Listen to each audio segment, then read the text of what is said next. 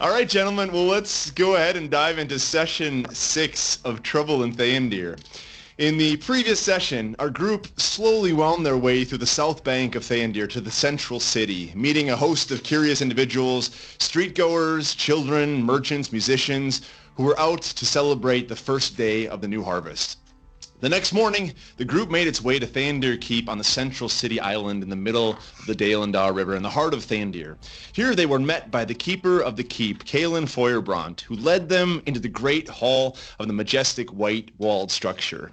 While waiting for Feuerbrandt to call upon Maalethon, the group was abruptly confronted by another traveler, Dragonborn Kerrhylon Balasar, and his wolf companion, Sora, who was also seeking an audience with Maalethon. After a short time, the group was eventually ushered by Feuerbrandt into the majestic throne room, where a few minutes later, Maalethon would emerge. With a demeanor of self-assuredness, he greeted the travelers one by one, even welcoming the tag-along Niv. His demeanor of hospitality, however, quickly changed to one of challenge as he drew forth a flaming sword and began to attack the group. The party immediately fanned out in order to overwhelm Maalethon from all sides. Kerrhylon would lodge several arrows into his opponent, while Grogil charged up the middle, releasing his powerful Morning Star in a fury of blows. Niv would cast his magic as Traego would sneak around behind Maalethon. All the while, the wolf Sora would keep at bay the observing Theondir soldiers. And Bholen's Radiance of the Dawn would send beams of powerful light tearing through Maalethon's armor. Severely weakened, Maalethon would nevertheless still deliver a massive blow to Grogil, nearly knocking him prone. But the half-orc remained resolute, a look of rage rushing across his face. And just then, something incredible happened, something that none of you has witnessed before. With determination. Connection dying. Yes, exactly. Never before happened in the history of Sweden. With determination, Grogil takes one step back and raises his arm, palm facing outwards toward Maalethon. The room suddenly darkens a few shades as you see a small flame beginning to form in the middle of his palm. From the light of the flame, the rest of you can now see that Grogil's eyes have rolled back into his head, leaving only the whites of his eyes showing. Hold on. I feel like you're picking on me. Am I picking on you? What? Kind of. My eyes are... Oh, never mind. Keep going. Yeah, you're going into a trance. Seizure? Maybe a stroke? And you guys also notice that a brilliant glow begins to emanate from under Grogil's clothing near his left shoulder as he cries out in pain. Rah! And at that very moment, the room goes completely black for an instant before a massive burst of light in the form of 3 beams flies out of Grogil's hand, striking Maalethon in the torso with a brilliant blast of blaze and blood. And I am actually going to roll this out. Hold on. You've lost all your freedom, man. Whoa! Oh, yo, yo, yo, yo. With a massive blast, Maalethon is struck and he flies backwards as the orb in the center of the room flashes with a bright orange light, and his body landing with a thud on the marble floor, unmoving. And Grogil slowly starts to come back to his senses. You lost your damn mind. What was that? Okay, hold on. What just happened? You gotta... Yeah, you tell us. What just happened? The Fruit Loops here in Sweden's apparently been doing drugs. Now, wait a minute. I watched the video from last session. You two had something going on there. Something's going on behind the scenes. Yeah, I was scratching his back. Grogil, your eyes sort of roll back. Your eyes roll back, and you suddenly see Maalethon lying on the ground. And what happened? What did you say? I'm turning my arrow on him, man. I don't trust this guy. Who are you people? Appropriate response. Do I know what just happened? You have no idea. I immediately say, "What the hell happened?" The last thing you remember is you took a step back from Maalethon. And that's the last thing you remember, Grogil. Everything went black. Okay, so I asked what the hell happened? You just shot some fire out of your hands. Everything went black. So is Maalethon, is he dead? Is he on the floor? He's lying on the ground, and he's not really moving much. What are the guards doing? Yeah. The guards. The guards, strangely enough, are still standing perfectly still at guard. The guards have not moved at all. All right. I'm gonna warily make my way over to Maalethon and check him for vitals. All right. So Traego, as you walk over to him and you slowly crouch down to check for vitals, and right as you are about ready to touch him on his neck, you hear a booming voice from the shadows off to the right of the platform that echoes through the throne room. That will suffice.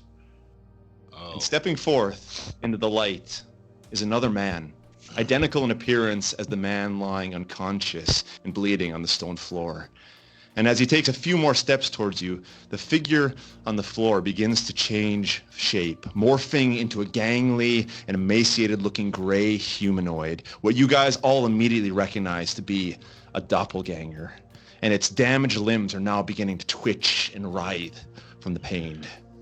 I put him out of his misery. I put him out of his misery with my Morning Star. You whack him again? Yeah. Kill him. Right. He's not... Go ahead. Hey, take an attack roll. Or what do you mean an attack roll? Sorry, you're gonna hit him. Roll your damage. 85. No. Don't hit me. 12. 12. Okay. Yeah, you smack him, and he's writhing, and his limbs stop moving after you smack him there. And you hear this man once again walking towards you. He says, "That will be enough." Yeah, I'm gonna look up at Grogil like what the hell, man? Like he was already down. Now he's dead. Most impressive. Most impressive indeed. The man says, "That will be enough." And nobody does that to me, man. Where's Sora right now? She's over by the guards. Remember, you had Sora run up to the throne. She's standing there, growling, snarling at the guards, keeping them at bay. She attacked tried to attack Maalethon though, the imposter, and she missed. She lunged at him and missed. Oh, that's right. Yeah, that's right. So she's right next to him then, essentially. That's right. The doppelganger. So yeah. I want her to run up to this guy, man. I mean, this is I don't like this at all. No one does this to me. Run up to the next guy who just came out. Yep. Okay. The actual Maalethon, presumably. Yep. Yeah, I'm gonna knock an arrow on my bow and point it at Maalethon. Okay. What we think to be Maalethon. Yeah, exactly. So Sora comes running over. Is she going to try to attack him? I want her to get right up on him, man, like right in front of him, like she's ready to go. Okay, so she comes right up to him, baring her teeth, snarling at Maalethon. He raises his hand over and gestures to the guards.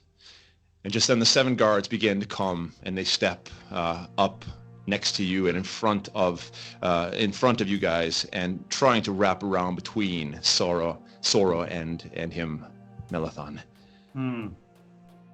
So they're taking a more aggressive stance now.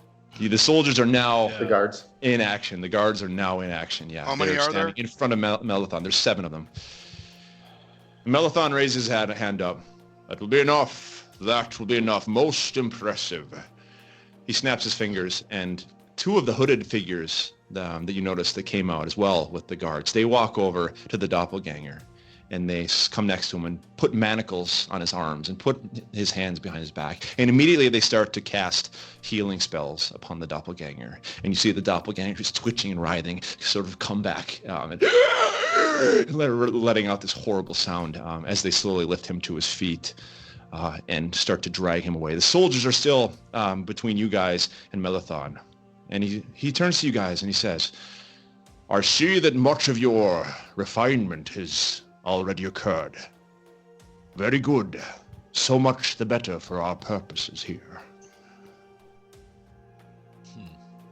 I'm gonna. I say, who the hell are you? Yeah. I got another arrow. I'm gonna gesture to Niv and the 2 mages, kind of pointing let's get back, and I'm gonna say, can you give us a minute, Maalethon? We have a real quick discussion. And Maalethon says, Maalethon looks at you and says, Hold but that our time here is precious. And he looks at you, Grogil, and he says, indeed, it seems as if you have taken the most of the damage in this group. May I assist you? No. What's he gonna do? I don't know what he's gonna do. I'll cast Cure Wounds on him. Yeah. Okay, go ahead. Grogil. Bholen steps over and casts Cure Wounds on Grogil.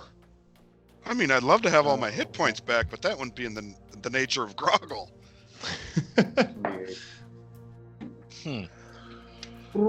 So go ahead and roll that out, Bholen. I'm gonna. So 6 points. Oh, No. 6 points back. Yeah, 6 points back. Well, I'm gonna use message to like whisper into Bolin's ear, asking him if we should give him a chance or if we should remain openly hostile through negotiations, and not so many words. I think I'll look over to Traego and just kind of I'll give him the look of let's give this guy a chance. Okay. I don't think the guards would be so aggressive towards us if it was just some other guy. Right. They obviously want to protect this guy. And I repeat my phrase, who the hell are you? So I'm gonna put my weapons away. I'm gonna sheath my weapons and kind of get in front of Grogil and calm down. This is obviously the real king. That was a test, and we obviously passed that with flying colors. And now we should listen to what the king has to say. As Grogil asks his question to this man, you suddenly hear this loud cry of pain as you see the doppelganger being pulled out of the room by these two hooded figures. And the man turns to you, Grogil, and he says to you, a word of wisdom for you who are new in Theondir. The reality of things is seldom how it initially appears.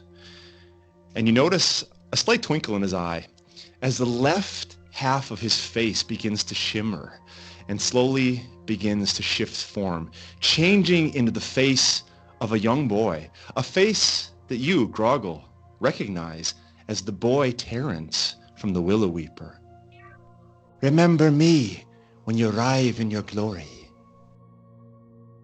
And again, the face starts to shimmer and shift, and for a second it coalesces into the form of a great eagle, an eagle that all of you recognize from your journey from Mittendorf.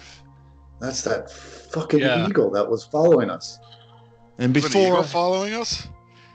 it begins when to we were shimmer going through the again, forest. All right, hold on. shimmering again. Who the hell are you people? I want my wolf back, and I'm like, I'm backing out with my, I'm backing out, man. This is effed up. And so Paul leaves the D&D game. Keep your watchtower. Oh, I'm out. Thanks for me, guys. I got my Great, XP. Craig. I got my XP. I'm out of here. See you later. Well, Sora goes back to the side of Kerrhylon Balasar and takes a position there. And you see the face shimmering once again. And suddenly it shifts into the bronze face of the small beggar girl that had taken your hand, Niv, when you entered into the city, near the entrance to the city. And once again, the shimmer intensifies, and the face is returned to that of Maalethon, the twinkle still in his eye. But enough of this play and illusion. And he gestures to a right, where a door swings open, and a brilliant golden light swings out. Come, time is growing short, and there's much left for us to discuss. And he gestures toward the room. And begins This to is the walk. one that they're dragging away is talking, No, the or opposite the actual... side. The opposite side. Yeah, this is a different. The other side. Oh, it's Maalethon, Chet. The it's beastly the actual figure thing is... that's talking now. Yeah. Okay. Well, we don't know that, but I mean, it's obvious. So Matt, do you have the room? Can we see the room? Where is everybody? Yeah. Oh, the room. I took the room down. You'll have to imagine it from last time. I've got something else set up for tonight. But you can imagine that there's the throne, and then there's the long central area with the 8 pillars, 4 on each side. In the middle, you have the orange orb. There's yellow orbs on top of all these pillars, and then to the left is where this guy was dragged off, this doppelganger, and Maalethon, the door swings open on the right side, and he begins to walk in that direction. The soldiers now sort of making something of a 2 rows that you would have to walk through were you to enter into the room. And what is the orb doing? the big orb in the center? The orb it flashed initially when the doppelganger fell, but now it's back to its normal. It's emanating orange glow, but it's still sitting there, and you can see it's almost like there's a mist inside of it, like it's a glass ball, and almost like there's a mist inside of it and moving around with orange and blues. But it's back to how it looked when you initially came in the room. And none of us have any idea what it is. No, I think Bholen tried. Yeah. Yeah, I tried to Okay. investigate it, and I had no idea what it was. And so the king is like gesturing us to go with them into a different room, right? Yep, into the room off to the side. And All right. and as the door opened, it was emanating this brilliant golden light from inside of that room. I'm gonna look at Bholen again and kind of just give him a questioning look, like. Yeah, I don't know. I'm staying back. I'm going in. I'm gonna stay back and see what happens when everybody else goes in. Yeah. All right, Grogil, you stride over to the door. Yeah. Yep, go All right. straight through. You walk right through the soldiers. There's 3 on one side, 4 on the other, and you walk right through the soldiers, following Maalethon into this room. And Grogil, as you walk in, you see that this room is entirely made out of gold, covered from floor to ceiling with gold leaf that covers ornately carved trimmings that are running up and down the walls, surrounded by paintings of various figures. In the center of the room is an enormous dark oak table surrounded by tall decorative chairs covered with black leather. And on the table rests 2 chests, one a large one about 4 feet across and a smaller one about 2 feet across. And Maalethon, seeing you walk through the door, gestures for you to have a seat at one of the chairs. I sit down. We've come to. Grogil's a dumbass, but I mean, he still knows that. Like that was the whole purpose of coming here. The rest of you guys see Grogil walk through this door, and he sort of disappears around the corner, and he's gone. Okay. Grogil disappears. How far away? Disappears like out of line of sight, or disappears Out of line of like, sight. Yeah. Okay. Okay. No, out of I line of can sight. Yep. use my cantrips as, Yeah, good as often as clarification. I want, right? What's that? I can use cantrips as often as I want, As right? often as you want. Yep. Okay, I'm gonna use message to Grogil and ask him if everything's clear, like if everything's safe. Grogil responds. You can hear me whispering in your ear, and you can respond to me. run for your life. How does this spell work, Chad? So I can whisper a message to you and only you, and then And only I can hear it? Only you can hear it, but then you can whisper back to me. It's not in our heads, but you have. I don't know. I don't know what the hell's going on. I don't respond. I'm freaked out. Okay. 'Cause I don't know what the message is. All right, so hearing he doesn't stuff respond. again. So I'm gonna go over to the door and I'm gonna look in without actually going in. I'm gonna kind of look around the corner where Grog Yeah, is. he doesn't respond to you, so all you know, he's dead. Yeah, and I'm know like what? putting You know what? my hands on my weapons, like I'm getting ready to go in and see what the hell's happening, but I'm not actually going in. I'm just looking around the corner into the door. Okay, you I look think around the Paul's corner. got something to say. No, I got something to say. I'm going in, man. You don't even know the story I had before I met with you people, so I'm pushing my way through. I'm going in with my All right. wolf. I'm in. All right. I'm just So- get out of my way. How far away? Balasar from kind of that gives you orb? the shoulder, Traego. Actually, kind of gives you the knee because you're so short. Gives you the knee and kind of strides past you and heads right into the room. And Kerrhylon, should I call you Kerrhylon or Balasar or both? Caroline, Because Kerrhylon is your tribe name, Balasar is your first name, but we'll call you Kerrhylon. you can call me Chuck. Chuck. Carry Chuck. So Kerrhylon charges through and he enters the room and you see exactly what Grogil saw when he walked in. And there's Grogil sitting at one of the black leather chairs. And Maalethon sees you walk in and he gestures for you to take a seat at the table as well. All right, I'm sitting down. My wolf is with me. Sora's with me. Sora Out of comes my with lap. you. Next to All me. right. And I'm sitting do I down too, do I Matt. see that Paul and Yep. Eric are You saying, see okay? you see them walk through. You see them sitting at the chair. All right, and I'm gonna kind of turn back to Niv and Tim. You guys, it's not a trap. Go in the room. But we don't I'm know playing- that. I'm playing They don't know paranoid. that. We're How, paranoid. how far away from that orb am I? Because I know I was up in the kind of upper right part of that room. Yeah, I would say if I can remember right, you're probably about 40 feet away. Can I? gonna Is run- it possible for me to kind of slowly, just kind of back my way? Yeah, Towards that orb. You back your way towards that orb, yeah. As the others are walking into the room and you hear Maalethon asking them to have a seat and they're sitting down, you're moving yourself back to this orb and you come up to the orb and there it is. It's 10 feet across, this massive orb on this black pedestal. And you look inside of the orb and there's just this mist of orangish mist moving around like crazy. Can I pull my crappy little dagger out and just try and smash it into that orb? Yeah. Go ahead and roll an attack. Why don't you just roll. touch it first? Or Go ahead and roll an attack roll. Just destroy it.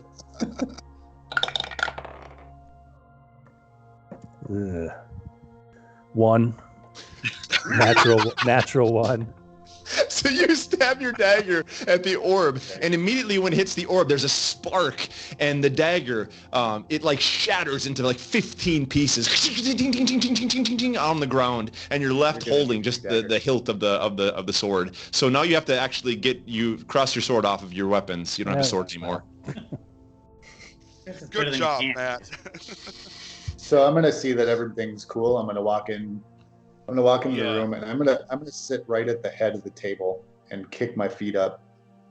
Just lean back, kick my feet on the table, and just get comfy, like it's my place. Like undo your pants, maybe. Okay. Yeah. You walk in and say, Maalethon looks at you and says, we have a confident one here, I see. I like that. I like confidence. When did Sean Connery join the game? I have them in my sight, Henny Penny. Yeah, I'll go. Do we hear? Bring only Vasily one. Do we hear Dan breaking his sword on the orb? Give me a perception roll there, Traego. Perception check. Probably pull out my dice first, huh? Gotta Irish up my coffee a little bit here. 17 plus 16. So okay, so Traego, you hear this.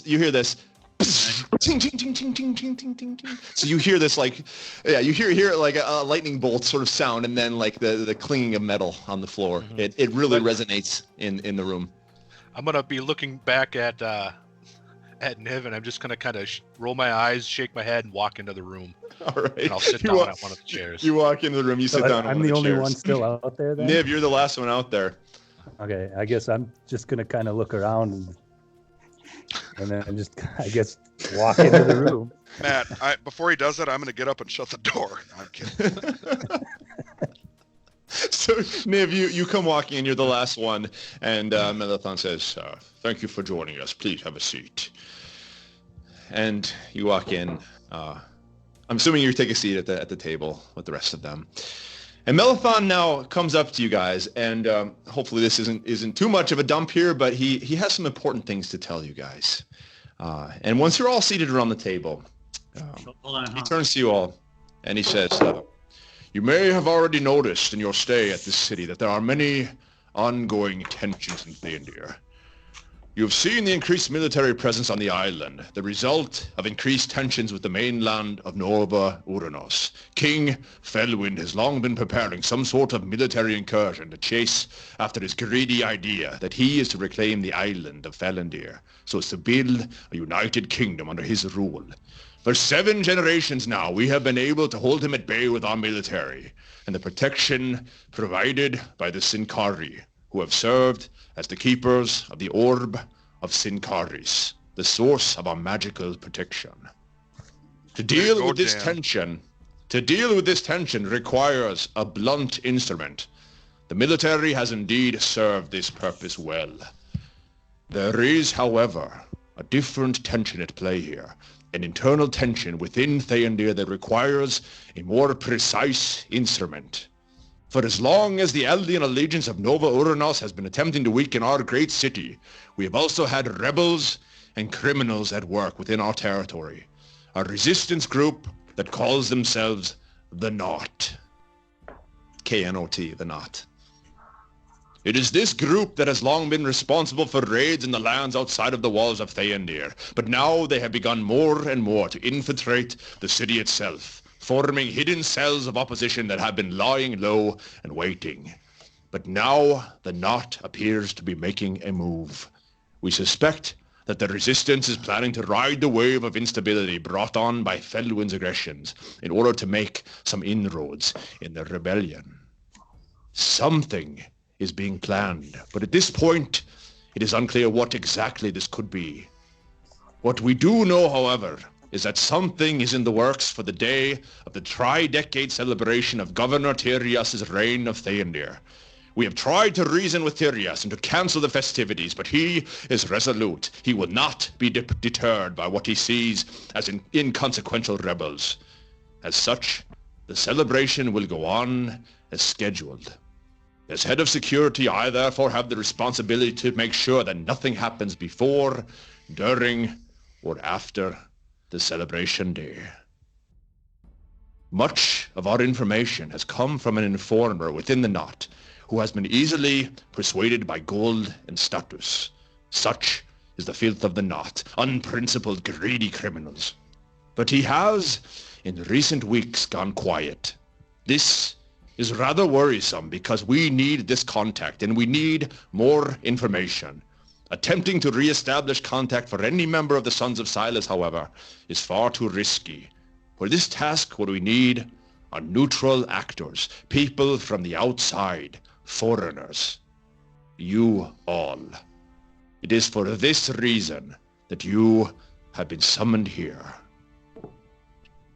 The contact goes by the alias, he doesn't know how to say that word. The contact goes by the alias Greywater. Alias. Up to the alias, thank you. In Swedish, it's totally different. The alias, let's try that again. The contact goes by the alias Greywater. Up to the point of losing contact with him, he has been known to frequent a shady place in the slums of Lower Gate Town called the Riverside Respite. This could also have been his home base. We don't really know, but this is nevertheless the last place we had contact with him. What we need now is to find Greywater. We need information of what exactly the Knot is planning for the day of the tri-decade celebration. We need your help. When is it? Wait. So you're telling me that you brought us all the way down here from all parts of the world so we could go on some stupid fetch quest for some stupid contact that you guys have that you can't get a hold of anymore? You, with your feet upon the table, I would ask you to have a bit more respect for the work that we have done here. We have spent over 3 years with this contact, trying to get to the heart of the Knot. And now the contact has disappeared. It is not as if any of us can just walk into the Knot's territory. You've got powerful doppelganger magic going on out here. What do you want us for? It's far too risky. Risky for who? Your doppelganger slave? Risky for us. Fellwind is knocking down the doors of Theondir. The last thing we need now is a rebellion against the regime. Hey, Matt. Yeah. I immediately say I'm in. Very well. I'm gonna ask him. I want to ask, what can you tell us about the Sincari? The Sincari. Yeah. The Sincari. You've noticed the Sincari all around you. The Sincari are the keepers of the magic in Theondir. Okay. They come from the Sincari Academy. They have all been trained. And they are the ones who are responsible for keeping the Orb of Sincaris, which is what provides us with our magical protection. Were it not for the Sincari, we would have been long ago overtaken by Fellwind and his forces. And by the Orb of Sincari, you mean the orb in the throne room? The Orb of Sincari is located in the Academy of the Sincari. The orb in the throne room is for my own personal purposes. Okay. I'm gonna ask this. So, where does he want us to go? Actually, we have to go to another country. Then is it or? No, the Riverside Despot was the last known place of this Greywater. Is it in this city? Snitch. So is Theondir's the city? And then we're on an island?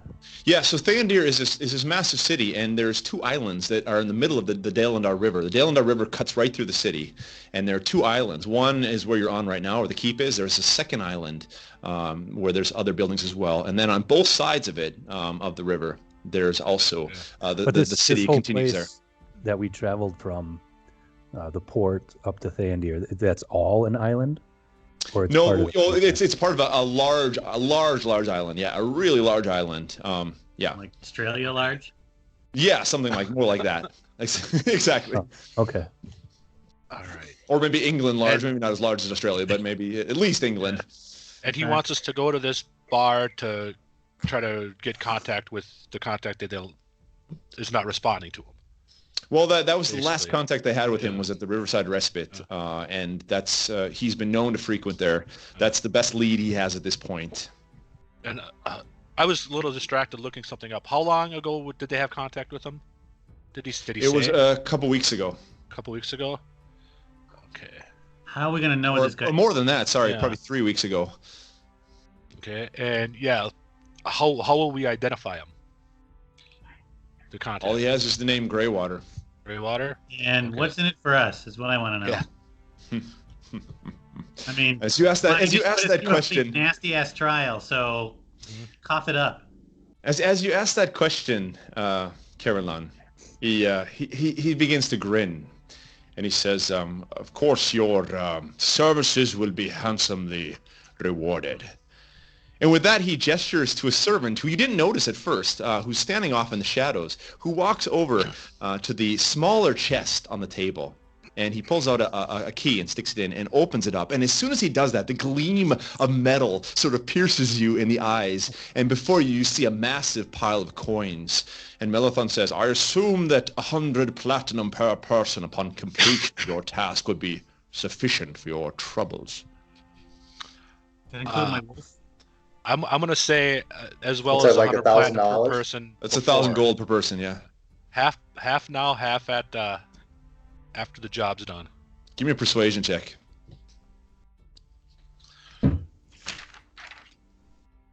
Woo! 19. Wait, no, is it? Yeah, 19. Like 19. 16? 19 plus persuasion here. Let me. So You probably have a pretty good that's persuasion. plus 6. 6, yeah, Plus 25. 6. Yeah. Maalethon, he steps back and says, "Indeed, I can part with half of it now, half of it upon completion." And he has a servant begin to start counting out now, and you see him beginning to count out platinum in 50 platinum piece piles for each of you. And he says, my wolf gets 52. Your wolf. Yeah. Give me a persuasion check. Yeah. Sand. Give me a persuasion check there, Kerrhylon. All right, let's see. Ooh, 19. 19. Do you have any bonus on that? Yep, I have a Yeah, your +1. bonus. Very well. We shall give your wolf 10 platinum as a sign of our goodwill. Nice. And he says to his servant to add 10 more platinum to your pile. So no, get your pens ready, guys, because he's gonna give you some nice toys here. So each of you go ahead and write down 50 platinum.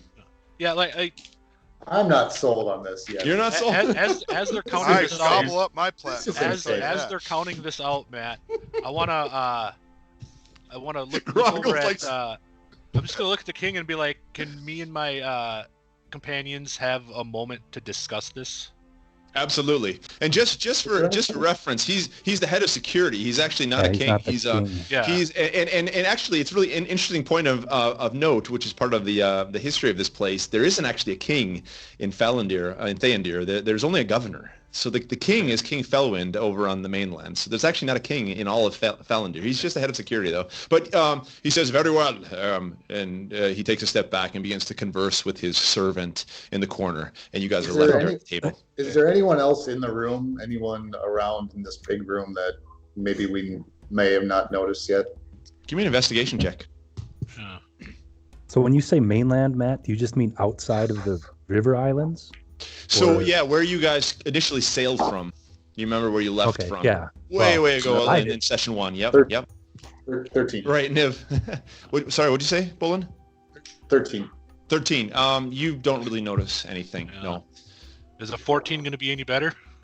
No, you don't notice anything either. It seems like an empty room just with the paintings and the other decorations, and that's it. I'm going to kind But of... now you guys, he backs off, and he lets you guys go ahead and speak to each other. Go ahead. I'm going to gesture to the others to stand up and we'll walk towards the far corner from where the king and the guards are. Okay. Not a king. And just kind of wait for Bholen and the rest of I'm gonna yell at at Maalethon and ask, so are we gonna get any drinks or food? Like, I don't really see any hospitality here for making us travel all this way, putting us in danger, and you just walk in here and expect us to just kneel and grovel and do what you want us to do. And then I pipe in. Yeah, I could use an ale. First business, then pleasure. After all, the drinks would be tainted by all the mud on the table from your feet. I'm sure your servant right next to you could probably take care of that, right? Absolutely, but first I need a little commitment. All right. Well, if we're gonna kind of huddle back up, I don't know, guys.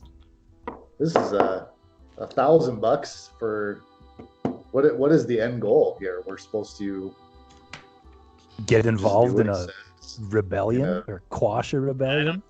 I don't believe in society being all that great. So this whole political BS. I don't know. So I thought this can was you going put to be in perspective more like how much 100 platinum would be per person? 100 platinum is 1,000 gold per person. So in real world terms, I don't know what that means. Like, is that like would we be rich? Those buy shitty a inns you castle were with staying a at were like 2 gold, weren't they? Well, you guys got totally ripped off there. Yeah.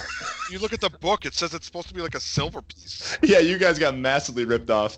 And yeah, no, but yeah, I mean, basically, I mean, you can talk about getting drinks for several copper pieces. A room in an inn is maybe a couple silver. You could probably chart a ship for 500 to 1,000 gold. So, I mean, you're talking about quite a bit of money here. I mean, you're not massively wealthy. You can't buy like a massive estate or anything like that, Could you property, buy, like, but a pretty good size inn and start like. Oh yeah, yeah. With a couple thousand, you could probably buy a rundown inn and renovate it and start it up. Yeah, for sure. Okay.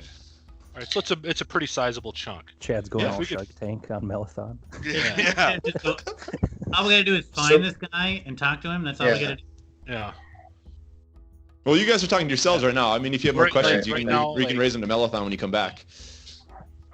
And Grogil's not even with you. He's hanging out by himself on the table. He's got his counting his platinum. He doesn't really know how to count. I think it's the four. I think it's the 4 of us then minus Grogil. Yeah. So if all that's expected of us is to find this guy and bring back some information, I think it was a wasted trip. But I'll do it for 1,000 gold. 1,000 gold. If nothing else, I'm gonna say very quietly. If nothing else, if shit goes sideways, we can book it out of town with the 50 platinum each. That's true. I'm gonna ask these guys, who the hell are you people? Why did you get this invite from halfway across the world to come help some random ass rebellion? I'm just a tour guide. I'm just a fucking tour guide. Maybe you should be asking yourself why we were asked to come, but more why you felt inclined to join us.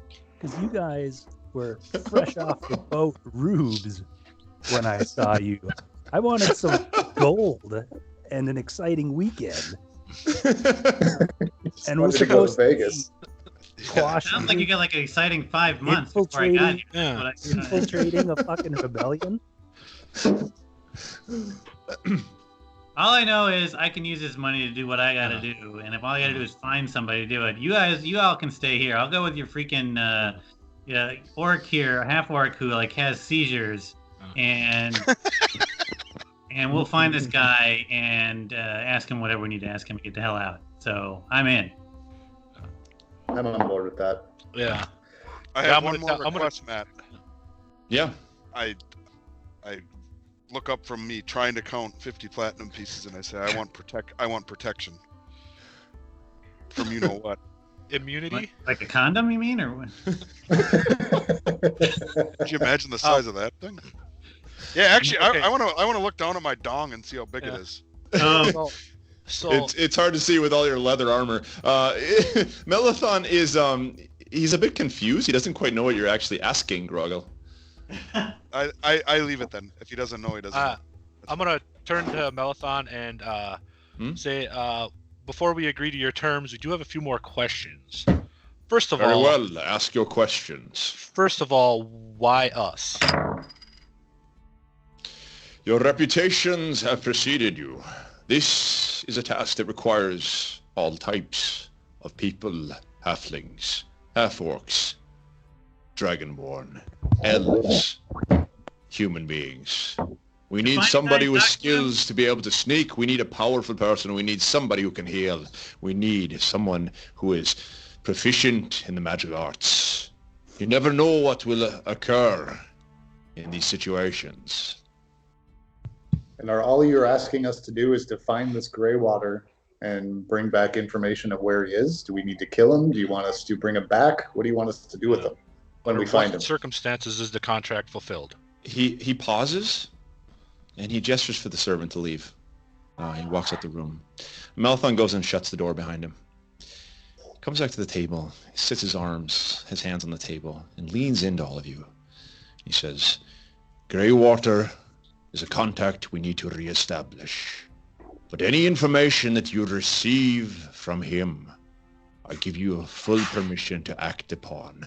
That includes the murdering of any of the Knot that you come into contact with.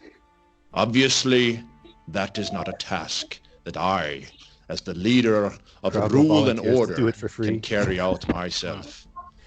Okay. And what we'd be asking for further compensation if that were the case. You bring me thumbs, and I will compensate you for every one of the thumbs that you bring me, of the dead Knot that you killed in the way. I almost got arrested once already in this town. Now you're telling me to go around murdering people? Yeah, we're gonna not just anyone. You are to murder the Knot. No. I'm gonna say we're gonna need in writing for you each and of us. us. Ass or something. Are you guards? Yeah. Know what the hell is going on? Yeah. That's a good question. But I'm gonna tell them that we're gonna need in writing immunity from any perceived criminal activity that we have to partake in. Yeah. He steps back for a second. Go ahead, Traego. Give me another persuasion check. I'm fucking lucky today. Another 19 plus 5 or 6. 6, 25. Yep. I'll even take a picture of it if you want. No, I believe you. Maalethon reaches into his pocket, and he pulls out a handful of medallions, and he throws them down on the table. And you look at these medallions, and on these medallions, you have, on one side, you have the symbol of Theondir. You have the orb with the half moon and the star on each side. And on the other side, you see the profile of Tyrius, the governor of Theondir. And he throws these medallions down, and he says, these medallions will give you immunity. They will also give you access to any military area. Just show them to the guards, and you will be immediately released. Is that immunity enough for you? Works for me. Yeah. Write it in your inventory. Okay. If whoever's taking medallion. A medallion, yeah. I'm taking one. Well, hold on a minute. We'll be released? That means we're going to be taken into custody. If you have any problems from any of the military, show these medallions. And these represent my authority. And you will go on your way without being bothered further. What's that guy's name again that we're talking to? Maalethon. Maalethon? Maalethon. Maalethon. And Maalethon walks back over to the door, and he knocks on the door, opens it up, and the servant comes walking back into the room now and rejoins all of you. And he says to you, do we have something of a deal then? How should we contact you when we reach our goal? Well, I have some gifts for you, he says. He says, as a sign of our goodwill, we would like to offer you these items. And he has a servant walk over to the larger chest, and he opens it up. And out of that, in response to your question, Bholen, he pulls out what looks like a cylinder. It's ornately carved with an intricate pattern with 5 dark gray rings on which are inscribed the numbers 0 through 9. And running the long way across the cylinder is a dark black line. If you need to contact us, this will give you a direct line to Feuerbrandt. It will also serve as a honing beacon that will point out your location on an enchanted map that Feuerbrandt has in his possession, were you to need our help. And he begins to rotate the numbers. Feuerbrandt, Keylen Feuerbrandt, the guy who met you at the keep. And he begins to rotate the numbers, the rings, one at a time, and the numbers align with the dark black line in the center. And he sets them to the first number 2, the second number 2, the third number 7, the fourth number 3, and the fifth number 1. And immediately, as he clicks the last number in place, the cylinder begins to glow with a bright golden pulsating light. And he says, speak freely and Feuerbrandt will respond. When the cylinder glows otherwise, Feuerbrandt is contacting you. And he places that down on the table. One cylinder, places it down on the table. Okay. And Bholen picks it up. I'll be right back. I gotta get a Kleenex. Can you still hear us there, Niv? Yeah. No, I think he took his headphones off. I need more beer anyway. Hey, Eric, guess what I'm eating? Quick refill on the beverage. They got some new stuff, sweet and spicy. Is it good? So Bholen, you took that one, huh? Very good. Yep, I got it. Okay, good. Good. Yeah. Cool. Eric needs some coffee.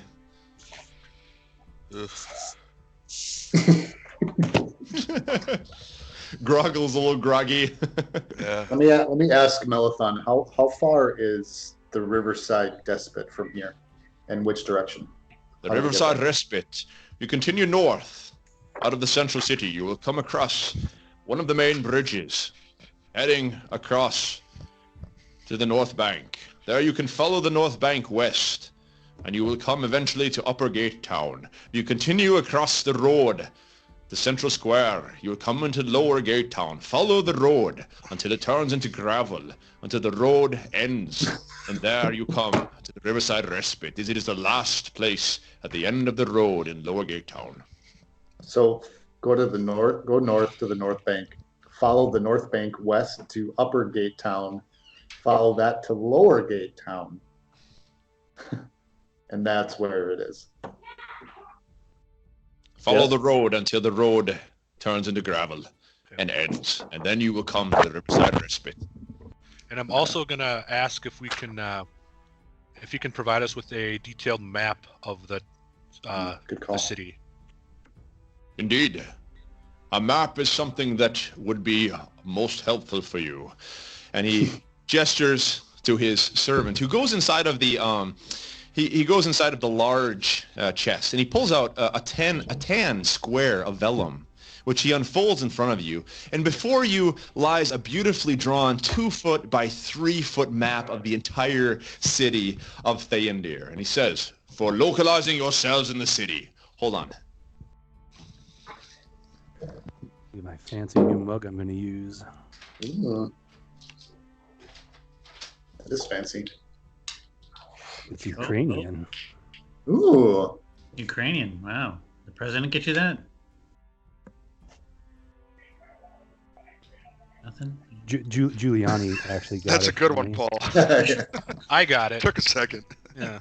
All right, there you go, guys. It was part of the deal to give back the money. Hunter They unfold this map, and there in front of you lies all of Theondir. And you can see now, Bholen, the answer to your question that you raised there. You guys are located in number 7 right there, if you can see the numbers. Oh, dude, come on. Oh, there it is. Which is Theondir Keep. And if you look, there's a bridge going across to number 5, which is the Upper Gate Town. Otherwise, you can take the bridge to number 4, which is the north bank. And So we're number at 6 number is where you 7. have lower gates on. You guys are currently at number 7, yeah, Okay. which is Theondir Keep. Okay. So for scale, how long would it take us to get from Theondir Keep to Lower Gate Town? We need a So, I banana mean, for Just scale. like It's probably going to take you like it's a good 4 to 5 hour walk if you have a pretty 4 decent to pace. 5 hour or 4 to 5 hours. 4 to 5 hours walk. It's gonna be quite a haul. Let's buy some overpriced horses again. Yeah, We with still have horses our you can horses, get don't there fairly quickly. Didn't, What happens if we or skip? did we leave our horses with Feuerbrandt? Or, Yeah, or we the did. horses with us? I don't remember. Your horses are Oh, currently at they're the at the up keep, to they're at here the- stable, Yeah. or the up They're to at here the inn. Okay. Back and that's across actually back over on the other side, closer to number 3 over there. Other side of town. So All right. I'm gonna just kind of whisper to Bholen like it's a good opportunity for us, and if nothing else, Yeah. I'll just nod back at him. okay. So I'm gonna turn to Maalethon and say, it's a deal. We will find this contact and get whatever information we can from him. this will not How be an long- easy task, he says. How long do we have? Yeah. What's our You timeline? have, he says, today is the second day of the week of the first cycle of the new harvest. The tri-decade celebration will be held in 6 days. Needless to say, this task is urgent. If you come upon any vital information before then, you should immediately report to Theondir Keep. If nothing else, we will converge here once again at noon on the 5th day, the day before the festivities begin. And he says to you, this will indeed be a difficult task. As a sign of our goodwill and our hopes that you will complete this, we offer you a few more gifts. And he has his servant once again come. He snaps his fingers. And the servant comes and he places in front of you, he pulls out several vials. And he places in front of each of you a potion of greater healing. So each of you in your inventory, go ahead and write down a potion of greater healing. And this is a... I don't You can like use- magic. Someone else can have mine. I don't like. Yeah, who I'll do you want to take give it to? No. Who do you want to give it to, Grogil?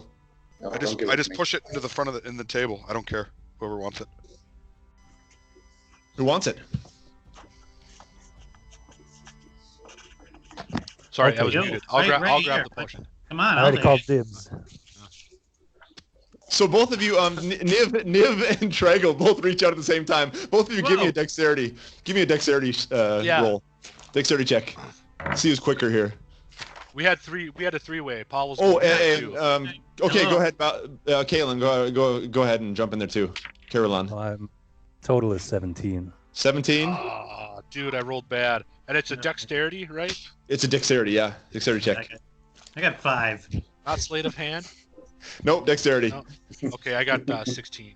16. So Niv, you slide your hand out quickly. At first, you grab the potion of healing. So now you have 2. Go ahead and write this down. It's a one-time use. You can use it as an action. It's 4d4 plus 4 healing. So this is some pretty big stuff. 4d4 plus 4. Oh, I wanted to ask you a question here. How many hit dice are we supposed to have right now? 3 or 4? 3. 3. Okay.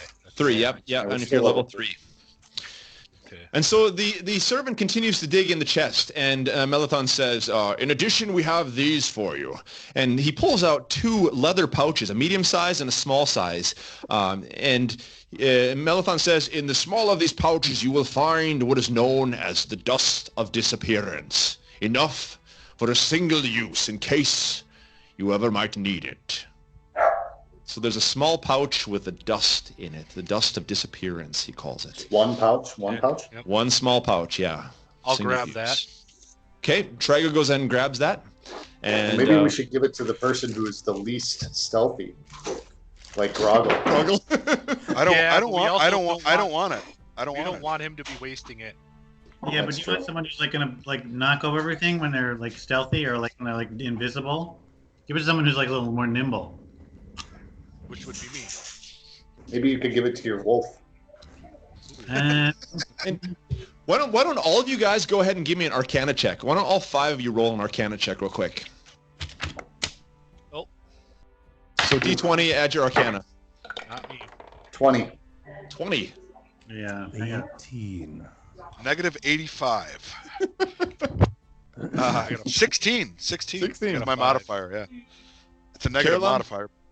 You're no Yeah. bad. 4. Okay, so Bholen, you're the only one who knows what this powder actually is, and I can say this to you right now. It resembles a very fine sand, and when you use an action to throw the dust into the air, you and each creature and object within 10 feet of you becomes invisible for 2d4 minutes. And the duration is the same for all subjects. The dust is consumed when its magic takes effect. So if a creature affected by the dust either attacks or casts a spell, the invisibility ends for that creature. So you've got 10 minutes, or so 2d4 minutes of invisibility for everything within 10 feet of where you throw the dust into the air above you. 2d4 minutes. So at Yep. the most, 8 minutes. At the most 8 minutes. Yep. Okay. What is What that? was that? Eric? Eric, is that you? Not Is it me. a tugboat? I live under the Five airport. crashing over here. We It's got not Cessnas coming in. Oh. happens all the time. So who wants to take this dust? I'll take it if nobody wants it. Chad already grabbed it. Oh, he did? Oh, yeah, he did. Yeah, Chad I grabbed it already. Yeah. Okay. Okay. Hey, Matt. And then he dumps out. He takes the larger of the pouches, and he has the servant dump that out, and you immediately see a small pile of precious stones that come out onto the table. And he says, "You are also here provided with 1,000 gold pieces worth of precious gems to be used for gaining leverage. That is to say, I grab for, them all. Are for there any bribing forth diamonds? information and services." Hold on. I grab So them all. Grogil No, tries no, to grab no, one. no, No. Grab them all. no. You guys are like a bunch Yeah, of little like- kids. Maalethon's not impressed with you. Like, No. okay, who wants to grab it? I have to I hold just it, want to dude. know if there's a have diamond to. in there. There is No, diamonds. no, Yeah, no, there's no. diamonds. There's rubies. There's I just all need sorts a of. diamond. So all I want. I'm rolling terrible now. Mine's very low. 5 plus. What are we, Mine's a wait, 9. what are we rolling? Dexterity to grab Dexterity? the. Are they Oh, are okay. they a Yeah, bunch of dexterity to different, grab. Is it a pile of No, them? no. How about strength? It's a small pile about Oh, this. 'cause you gotta do We're, it we're fast. going dexterity for speed here. I How about got my a wolf 4. jumps up on the table and covers all of them? Your wolf 12. jumps up the table. Too slow. Yeah. Give Sora a roll as well. Oh, what is she? She's on mine. Ooh. No, she'd have her own stats. Sora would Yeah, have Sora own should have her stats. own. I think she has a +2. I think on dexterity. Oh, I'll say that for now. and an 18. Okay. Anybody else? No. Anybody beat Mine's an 18? 10. I rolled a I 4. rolled poorly, so. Okay, so Sora leaps up onto the table, lands on top of the stones, covers them, and Kerhylon, you're able then to slide your hand behind and pull them towards Yep. you. So now you have the stones in your hand in the pouch. 1,000 gold pieces worth of precious stones that include diamonds, sapphires, rubies. I pull out my Morning Star and I say, "You better give me some of those." We'll talk later. No, Uh, no. We're talking right now. I'm gonna tell Grogil they're not for us to spend. They're for us to use in our mission as bribes. Give me some stones. What are you going to give me? Don't make You me said the do it, Morning Paul. Star is- Don't make me do it. All right. I'll cough up a few to you to make you happy. Give a couple diamonds. All right. So Grogil, you get about 100 gold pieces worth of stones. That means, Kerhylon, you have 900 gold pieces 900. left. And with that, the servant closes both of the chests, and Maalethon says, "I assume that this will be enough for you at this time." I pipe up I'm and gonna- say, I need a new dagger because your orb broke my belt. That, my friend, I cannot help you with, but there are plenty of smithies in town. You have more than I'm enough gonna- platinum to get you a new dagger. I want to open the chest back up and just see if there's anything else in there. Well, that he's the not servant shut it and locked it and took the key out again. So we have 500 or 50 Shit. platinum?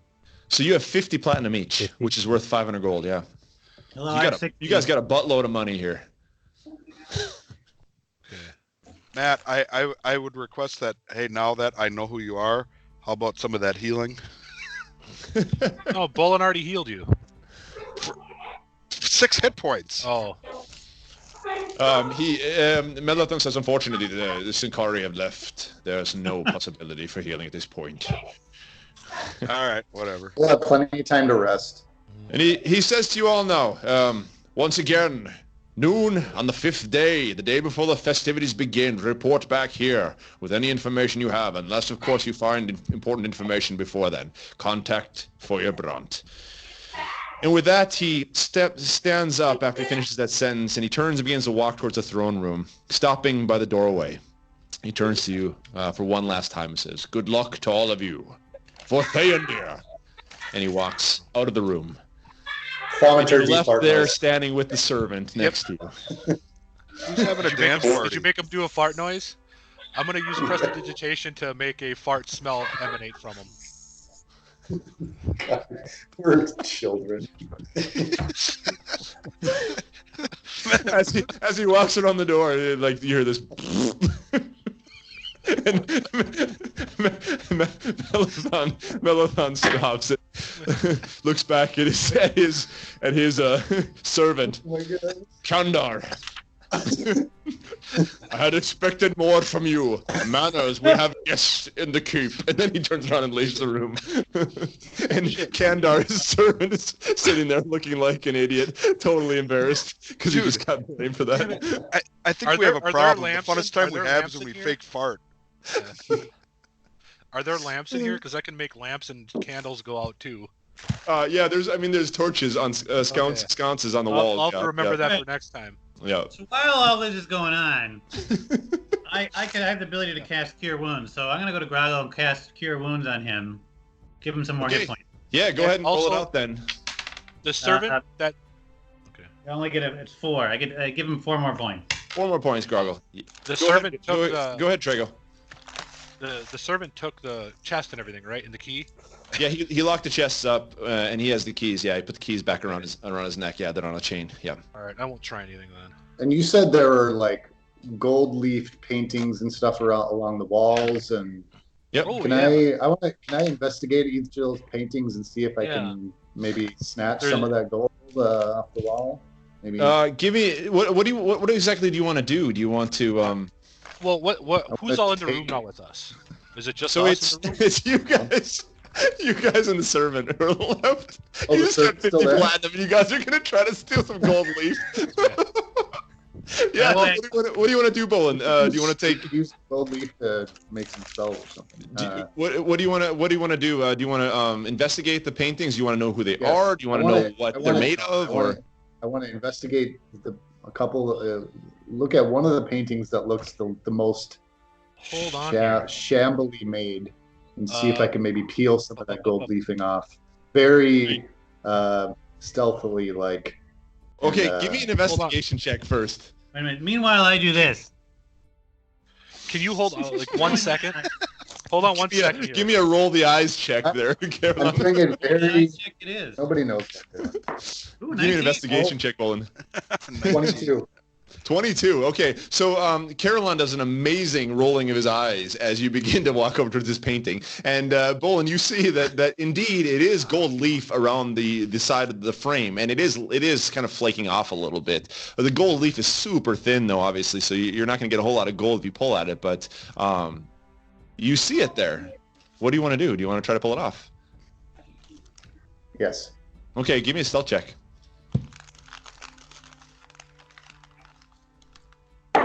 He's not home. Oh, shit. 4. Why do you need a ride? So immediately, Kandar, the servant, turns to you, looking a little bit concerned and a little bit sort of taken aback, and he says, what are you trying to do, may I ask? Don't you see this painting it's falling apart? I'm trying to do you a favor. Yes, Obviously, it needs indeed. to be relayed What do you want to ride? with all this gold leaf. I will notify the handyman of the keep immediately. That is a problem that we can take care of on our own, I assume. I'm just trying to help you out. Okay, You hold know, on. you farted in front of the guy, so maybe you needed to get a little good graces here. The servant gives you a roll of his eyes as well, and he turns away from you, walks over to the corner where he initially came from, and he goes up and against the wall, he places his hand on a particular stone in the wall, and suddenly you hear this, and out of the floor falls away a stone spiral staircase that leads down, dropping down in the darkness. And he grabs a torch from the wall, and he begins to make his way down the stairs and gestures for you guys to follow him. Please follow me, he says as he begins to walk down the stairs. I'm going to follow right behind him, like 2 inches behind him. Just breathing on his neck. Invade his personal space as close as I can. And what are the rest of you doing? I'm going to follow, but not so close. And as you're walking, Kando the servant, he's kind of mumbling to himself. I told Maalethon not to get the scum, but he got the scum anyway. This is what we get from calling on people from the mainland. I'm going to blow in the back of his ear. Just very gentle. Do this to his ear. Do one of those.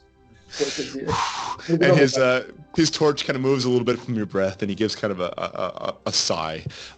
As he walks down the spiral staircase, you guys follow him down. It feels like something like 100 feet. Before you guys come to a platform with a door that leads outward, the servant unlatches a heavy door and pushes it outwards, opening into the inner bailey of the keep courtyard.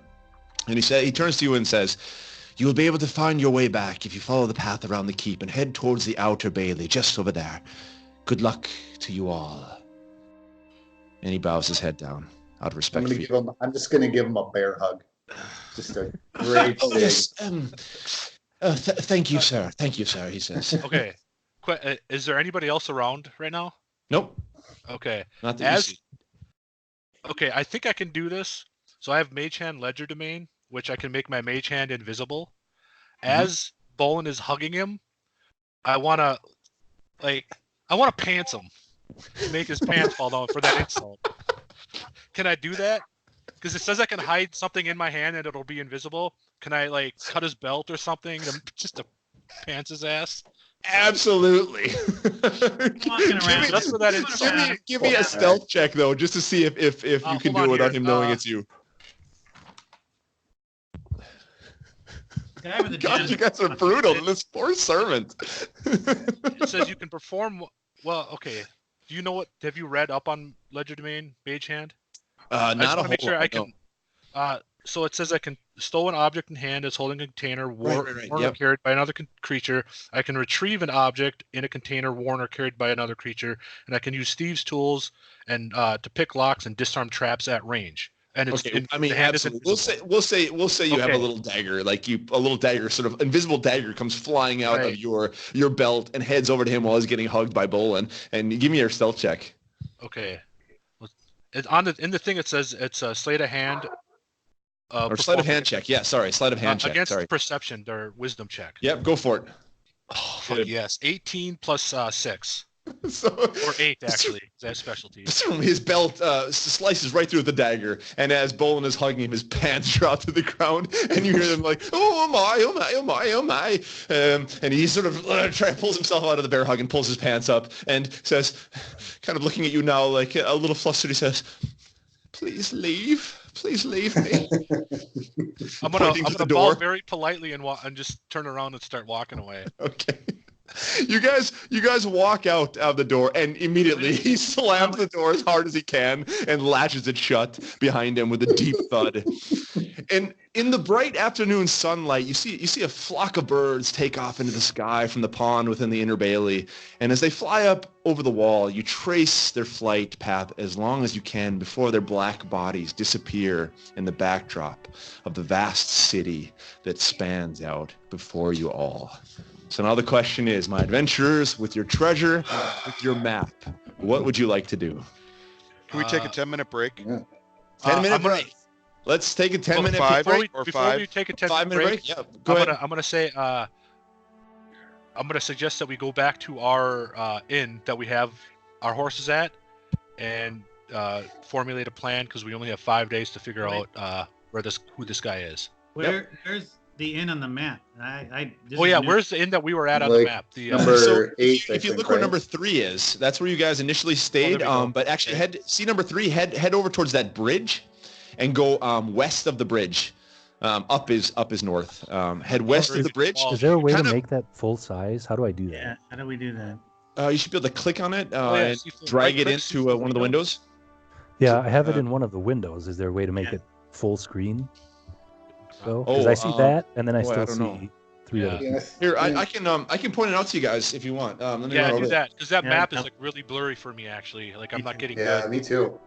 All right, I hope you guys can hear me. But here's this is the gate where you guys came in to Theondir, and what you did was you came into the square. This is where you were met by all the people who were trying to sell you stuff, and you walked down here to the waterfront, to this gate here, and you actually moved along the waterfront, and you're in here. Up to here in is right about here. So in the morning on your way to Theondir, you walked back this direction, you came up across this bridge, you went up through here, came across this bridge to the front of the keep where you met your bard friend who sang for you before you entered into the keep. So this is where you are now. This is where your inn is. And up here is Lower Gate Town. Around in here is where the Riverside Respite is.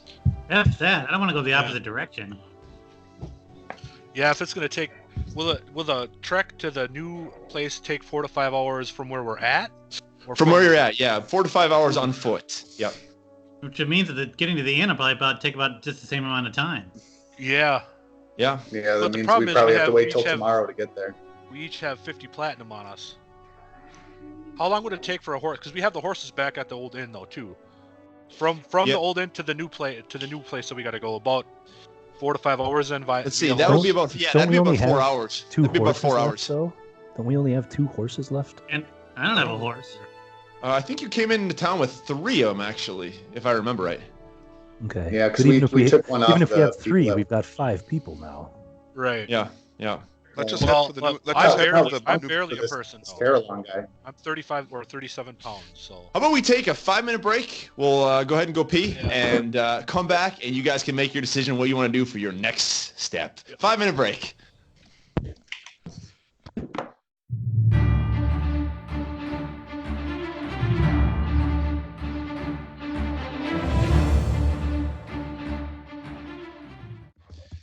All right, guys, welcome back. You have just left the entrance, or the side door in Theondir Keep, and you're now in the inner bailey with the city unfolding before you. And the city, gentlemen, is yours. What would you like to do? Well, What time of day is it? So you went up at noon. It's about 1 o'clock in the afternoon, so you've got plenty of daylight left. Let's Does walk anybody inside. need anything? Shopping said- or anything? food. I still need a new dagger. Maalethon Yeah, or food or anything. yeah. I didn't get jack from. So where is there a market?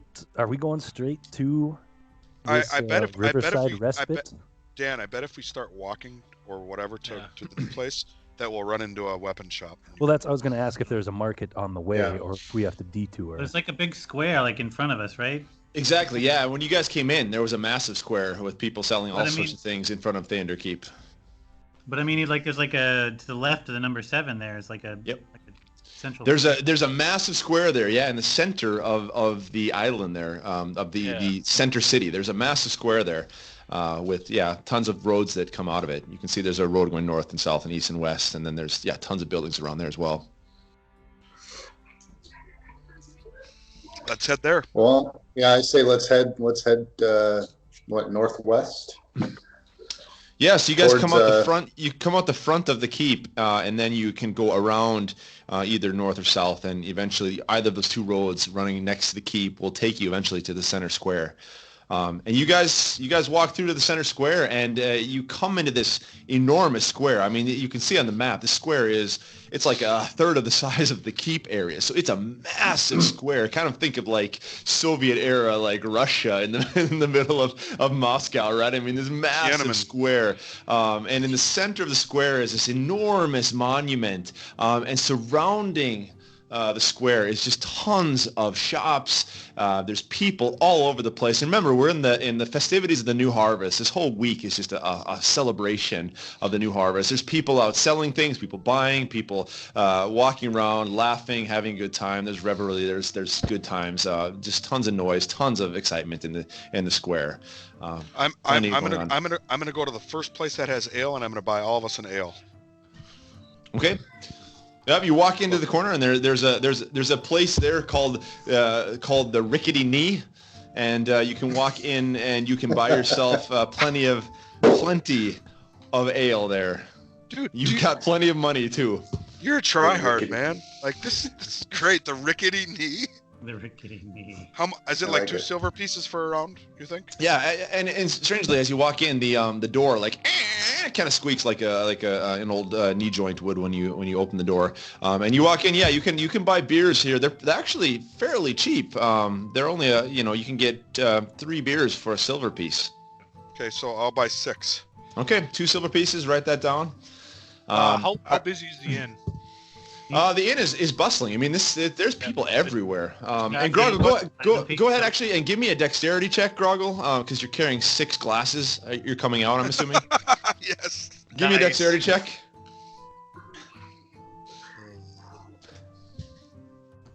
Does he have the 11. Oktoberfest? 11. Okay.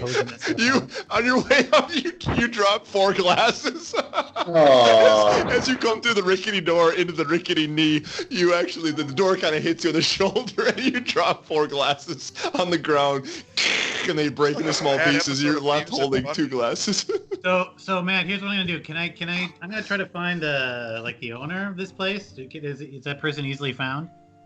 I mean, you don't know. There's people walking behind the bar that are serving drinks. Yeah, possibly there could be somebody over there if you want to go talk to them.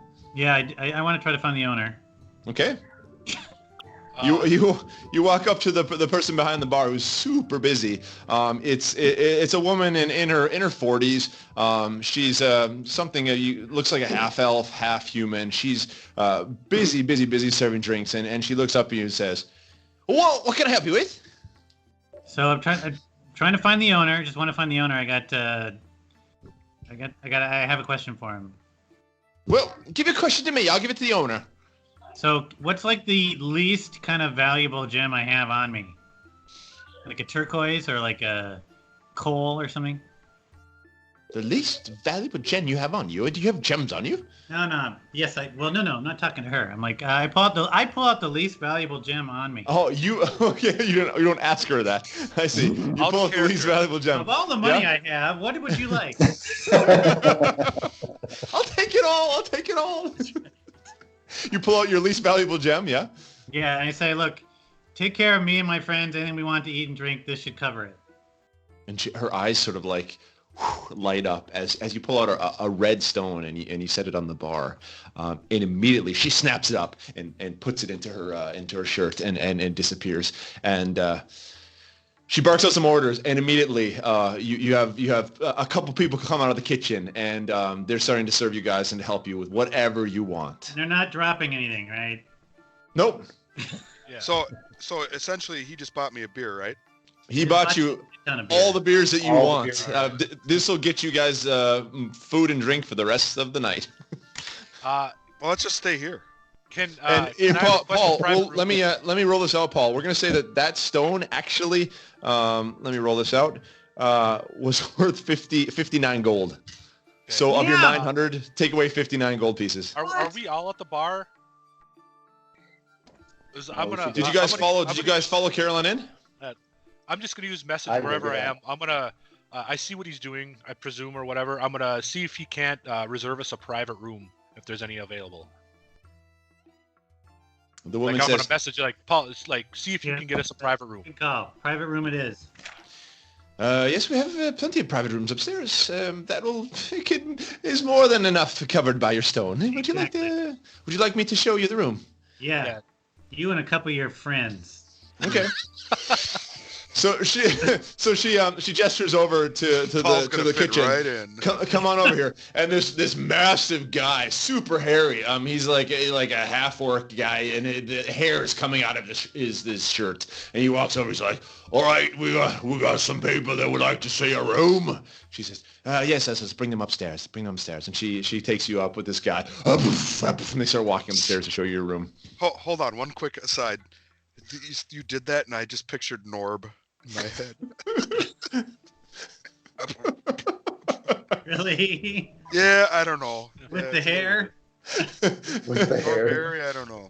Did I mention hair coming out of his ears and his nose? Out of every orifice in his body. He's got the glasses that are hanging. He's got glasses hanging off of his Yeah. And she brings you upstairs, and I mean, you obviously, Kerrhylon, you've charmed her with this stone. She puts a key into the lock, opens up this door, and you guys have this massive suite. And inside of this room there's a living room area. There's with chairs, a fireplace. There's 6 or 7 beds here. I mean, it's a massive room, beautifully decorated. And she passes you the key and says, "I thank you for your patronage." And she turns around and walks back downstairs. We just have the food. We just have the beverages then. Oh, you have your beers with you? Yeah, I'm assuming your ales. A meal would be nice.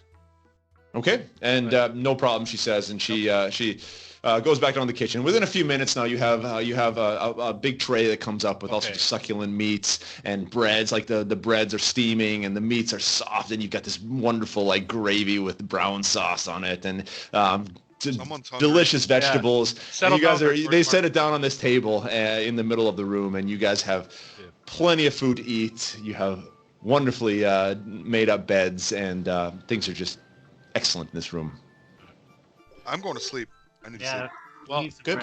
What time It's is it right now? It's like 2 in the afternoon. Yeah. Yeah, it's almost- like I almost 1:32 in the died. afternoon. Yeah. You guys want to take a short rest? Didn't Or? you got like 10 extra hit points from me and Paul? Yeah. Did you actually write those down? You should be fine. We're not going into battle anywhere. And you don't have a potion of greater healing. Yeah. You don't have one of those. I'm laying down. You want me to give you more points of healing? I have more. What do you need? What do you got left? I'm tired and I want to go take a nap. Damn it. You know what? I'm saying if Grogil wants to sleep, let Grogil sleep so we can talk. Yeah, that's a great one. Good idea. So Grogil crawls up into one of the beds and falls asleep, and he is within a few seconds you hear him just letting out this like massive snore as he falls off into a beauty sleep. You better have downed at least one tankard of ale because I pay for that shit. Yeah, I'm assuming you ate and drank enough, right? Yeah. Yeah, can we just make that Passed assumption that I ate? Yeah. Passed out. Made it. Yeah, All right. you had plenty of drink and food. Yeah, for 59 gold. I hope you guys got your money's worth. I did not see the that meal, coming. Can we lock the door from the inside? Yeah, you have the keys. You can lock from inside. No Lock problem. the door, and then as I don't have anything that can I don't know what Bholen and Niv can do. Can you make us unheard or give us any warning if someone tries to listen in? I mean, we're in a private room. We can. All right. I was gonna pick alarm as one of my spells, but so yeah, we need to figure out what we need to do. If you guys want to talk, I can take my headset off. I got one quick thing I got to do. That would work, right? Yeah, I go don't for need it. to hear- Grogil's sleeping. Yeah, go ahead. So who has Tim? You have the cylinder. Yep. My biggest question is there a way for them to track us without us knowing? Ooh, GPS. Yeah, the cylinder was like a track to a track. But we have like to where activate it, or are they tracking us right now?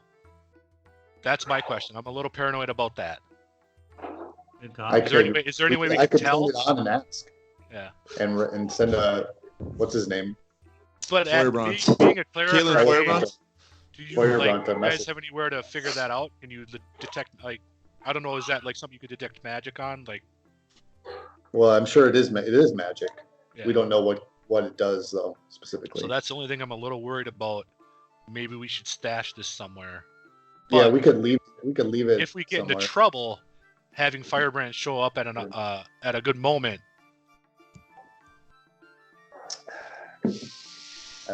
But I think we can pretty much handle whatever. We can kind of do it. I mean, we're not really. We don't need to really not be known by the. Right. By I'm expecting a backstab somewhere in between here. Well, we're not going to get the other 50 platinum that we're owed. Mm-mm.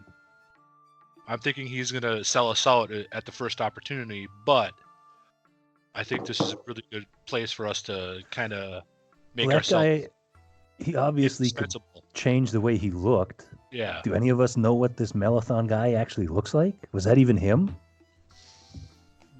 Oh shit! I never even thought of that. Yeah, mother. Because I was gonna.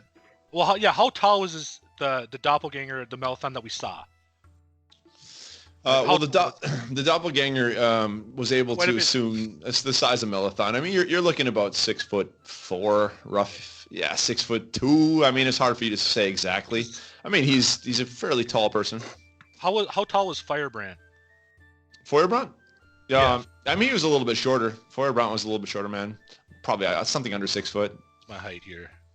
Okay, so I'm 3'2". I can only make myself because I took disguise self as one of my spells. Yep. So I can only make myself appear 1 foot taller, is what it says. You're screwed. Yeah. So you can basically imitate small children. Small children, or like a dwarf maybe. Or other dwarfs or no. A dwarf, yeah, that's true. That's true. Other halflings. Oh, another question I wanted. It doesn't say on there, but disguise self, that's just your appearance, correct? Yeah, I don't think it does voice. No. All right. But you can try to imitate voice, vocal inflections, but you'd have to take a deception check on that. I just really want to be the voice in Grogil's head, like teach myself how to speak like him. I mean, I'll let you try with a certain deception check, but if you fail, you know you're going to get a morning star in this call. No, I think you just wouldn't listen to the voice in his head. He's not going to know it's me. He's too dumb. That's true. And it's in the it's early afternoon, so we could still get to the next inn at a decent time.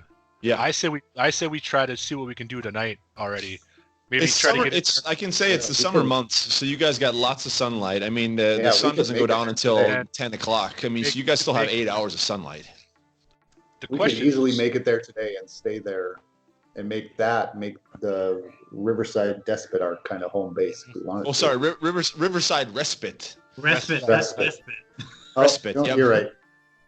Despot would have been cool too. That's maybe not for your marketing purposes. Maybe not the best name, but we want to go together, or should we go in different groups?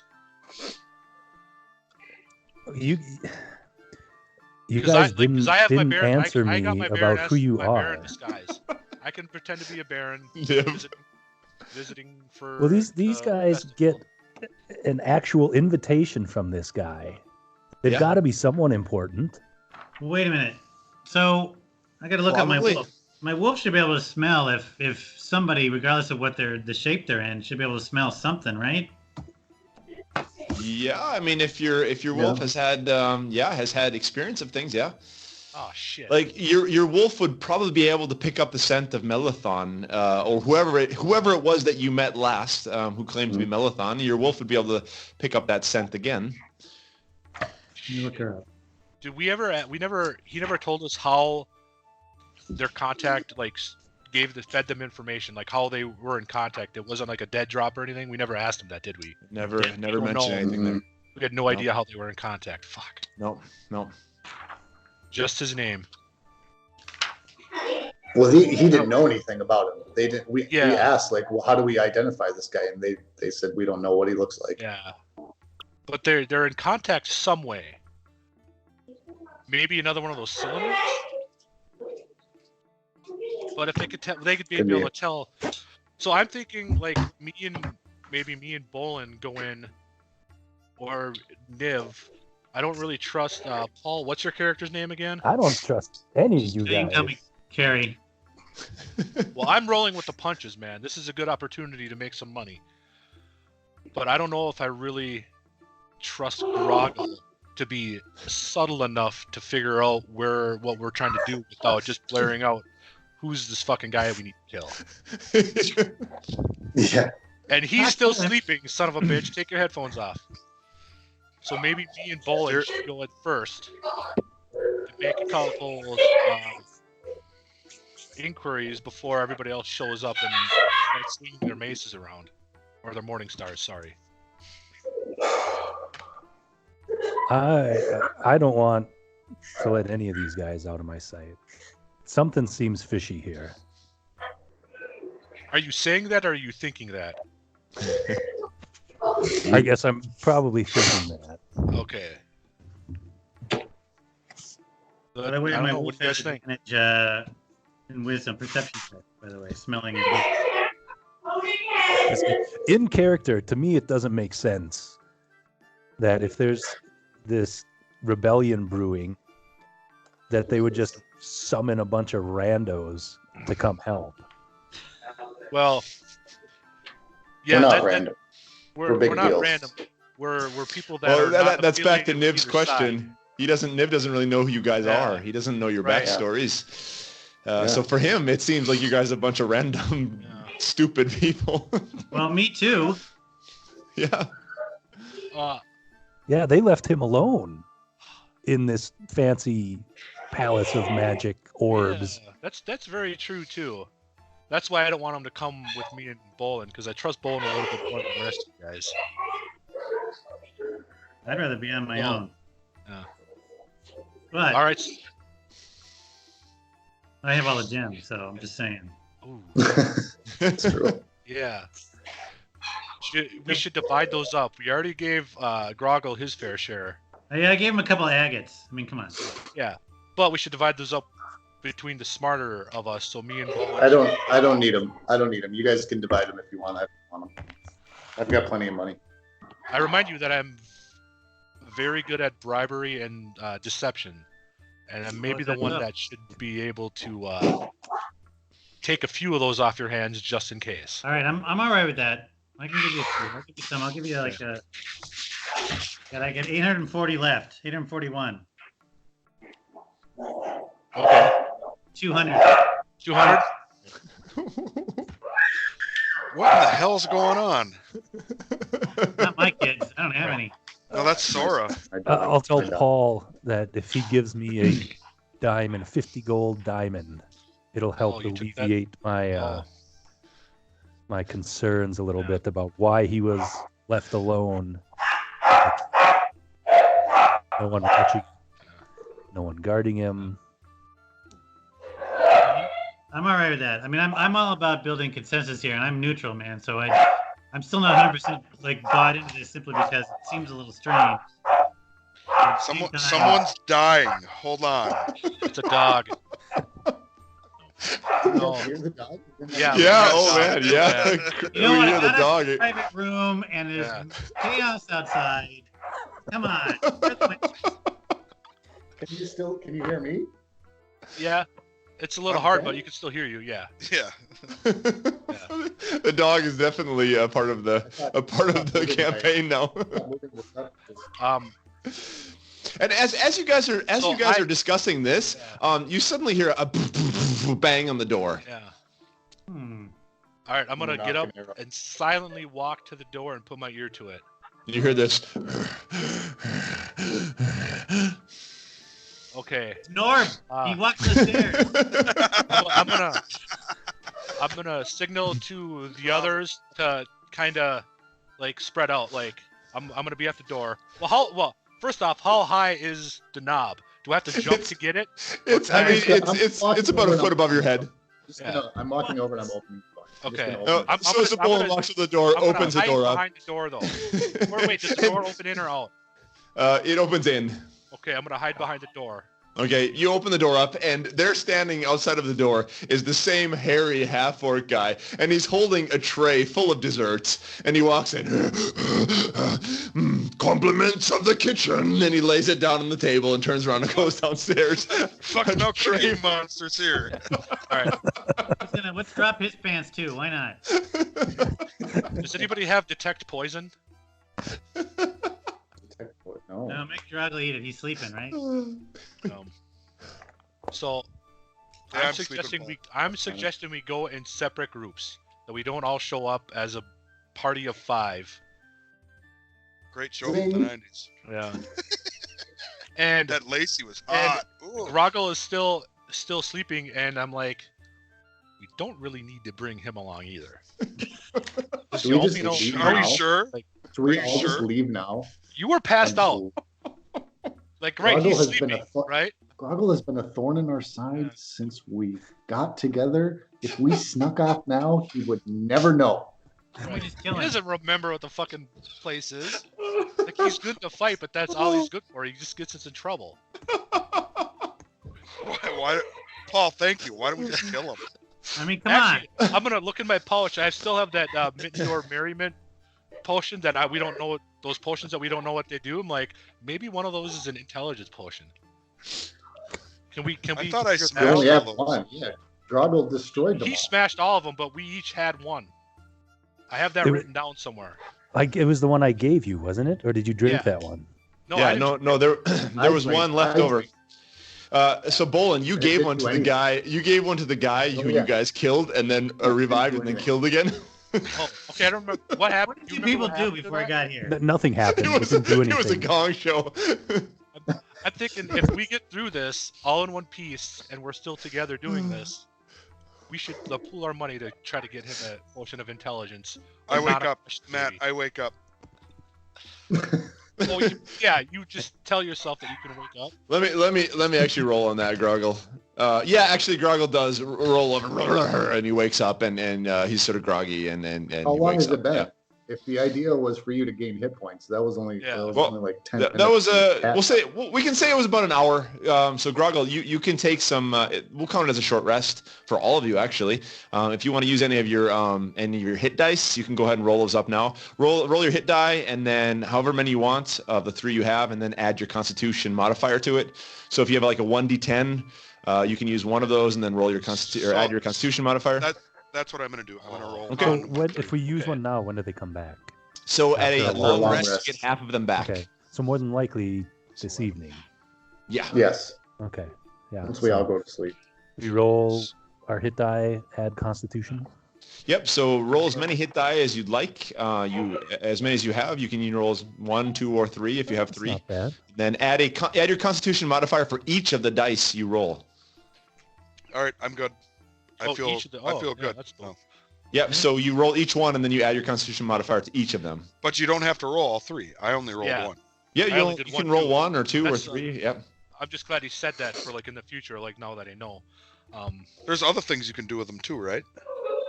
With your hit dice, Yeah. it's mostly just for getting Healing after healing. only for getting healing after a short rest. Yeah.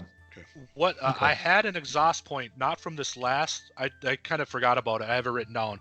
Yep. Not from this last session, but the one before. I think. When is that long rest? So a Yeah. long rest with food and water, and then Okay, you'll so get rid if of we- one if we exhaustion would- point. If we were to do a long rest today, but so far it's just a short rest.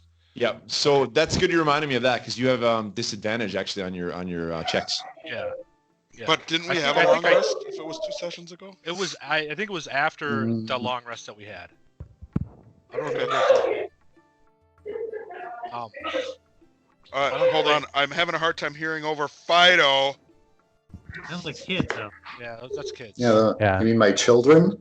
Oh, So I said my piece. I think we should go in separately. I can disguise myself as a baron to get a little bit of like a one up on the No way. prior. We had no idea about. No way. that didn't really work last time, did it? Or did You it? said you disguise yourself as a bear? Baron Brumblewood. I have a baron disguise. Like I have a Here, around signet a ring for a costume? baron. So. No, that's my skill set that Matt gave me. Ah. Did we end up having like the same background, Chad? It sounds What's like it.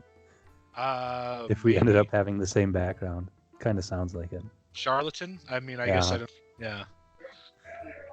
Yeah. Did you make your own guy? Yeah. I I go didn't have even know some that was a dessert. thing. I started writing up Yeah, I had no the idea. background and everything, and then I looked in the book. I was like, oh, there's actually something like that in here.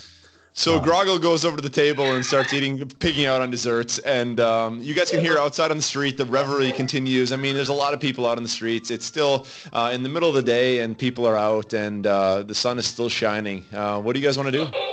Let's go. Let's walk.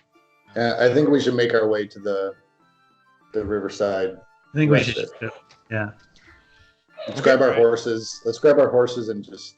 But the horses are all the way across The horses town. are at the. Oh. Your horses are that's right. about a 4-hour walk away. Okay. All right. Okay. Are you guys going to walk across? You're going to take the walking route then? Yeah. Yeah. Okay. And if Yeah, we hold on can, one I'd second. like to find a market at some point because I really do need a diamond and We were in the probably market. should get a though, new dude. weapon. So you guys walk outside of the inn that you went into, the rickety knee, Well, wait a minute, and where was that? you're in the middle of the square here. Yeah, go ahead, Kerhylon. Some like I'll give you a diamond or whatever. I'll give you some of the gems that I have. I don't need all of them. Is this going to be Okay. our home base, or are we moving base to the new bar? New bar. Okay, so we're taking wait, everything with us. How long does that gem get us? Like, will that get us all 5 days worth of food, room, and drink? Oh, you've got 1,000 gold worth of, or you had 1,000 gold worth of gems. Yeah. Yeah, so but that's- Kerhylon, but you he's give talking one about- diamond. Kerhylon gives 1 diamond to Niv worth 89 gold. Okay, beautiful. So mark But I- 89 off, and Niv, you have now 1 gold worth 89 gold.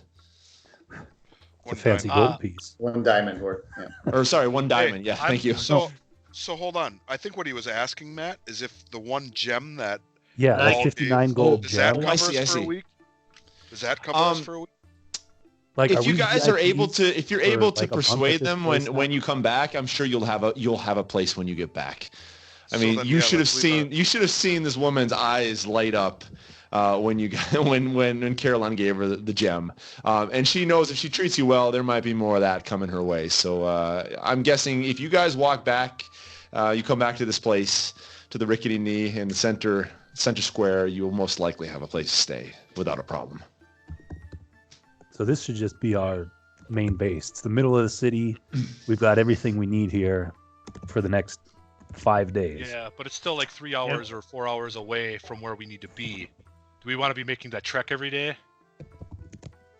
But it's still, That's a long I guess, way. yeah.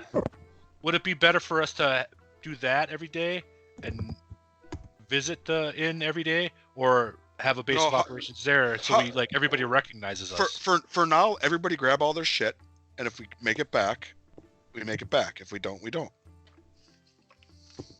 Fair At enough. least Grogil- we is know this that Grogil we have that talking, or- option. Yeah. I mean, that you suspect that you'll be welcomed back with open arms if you Okay. come back this direction.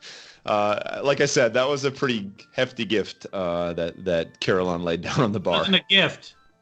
It was a purchase, yes. All right. Yeah. Okay. That's fine with me. We can roll with the punches. All right, let's make our way. So yeah, Set we're gonna out. start making our way. Do you want to get horses or should we walk? Let's walk, and if we run into horses, we run into horses. So you guys take off north, and you're walking down the main avenue, heading north of this center square. And there's some major side roads that come off of it, and eventually you come to a road that kind of winds its way around the island, not too far from the shore. And there is a guard tower here with a bridge leading across to the gate, which separates the upper and lower gate town. And you walk across this bridge, and it's beautiful white stones, just like the bridge that you came when you came to the center city. And you're able to now walk to the gatehouse on the other side, and you come into something of another square in front of this gate. To the east, to your right is the upper gate town, and to your west, to the left is lower gate town. And you can immediately tell that compared to where you came from in the South Bank, that this is definitely the slums of Theondir. This is where the shady people hang out. There's a lot of industry sort of in the upper gate town area.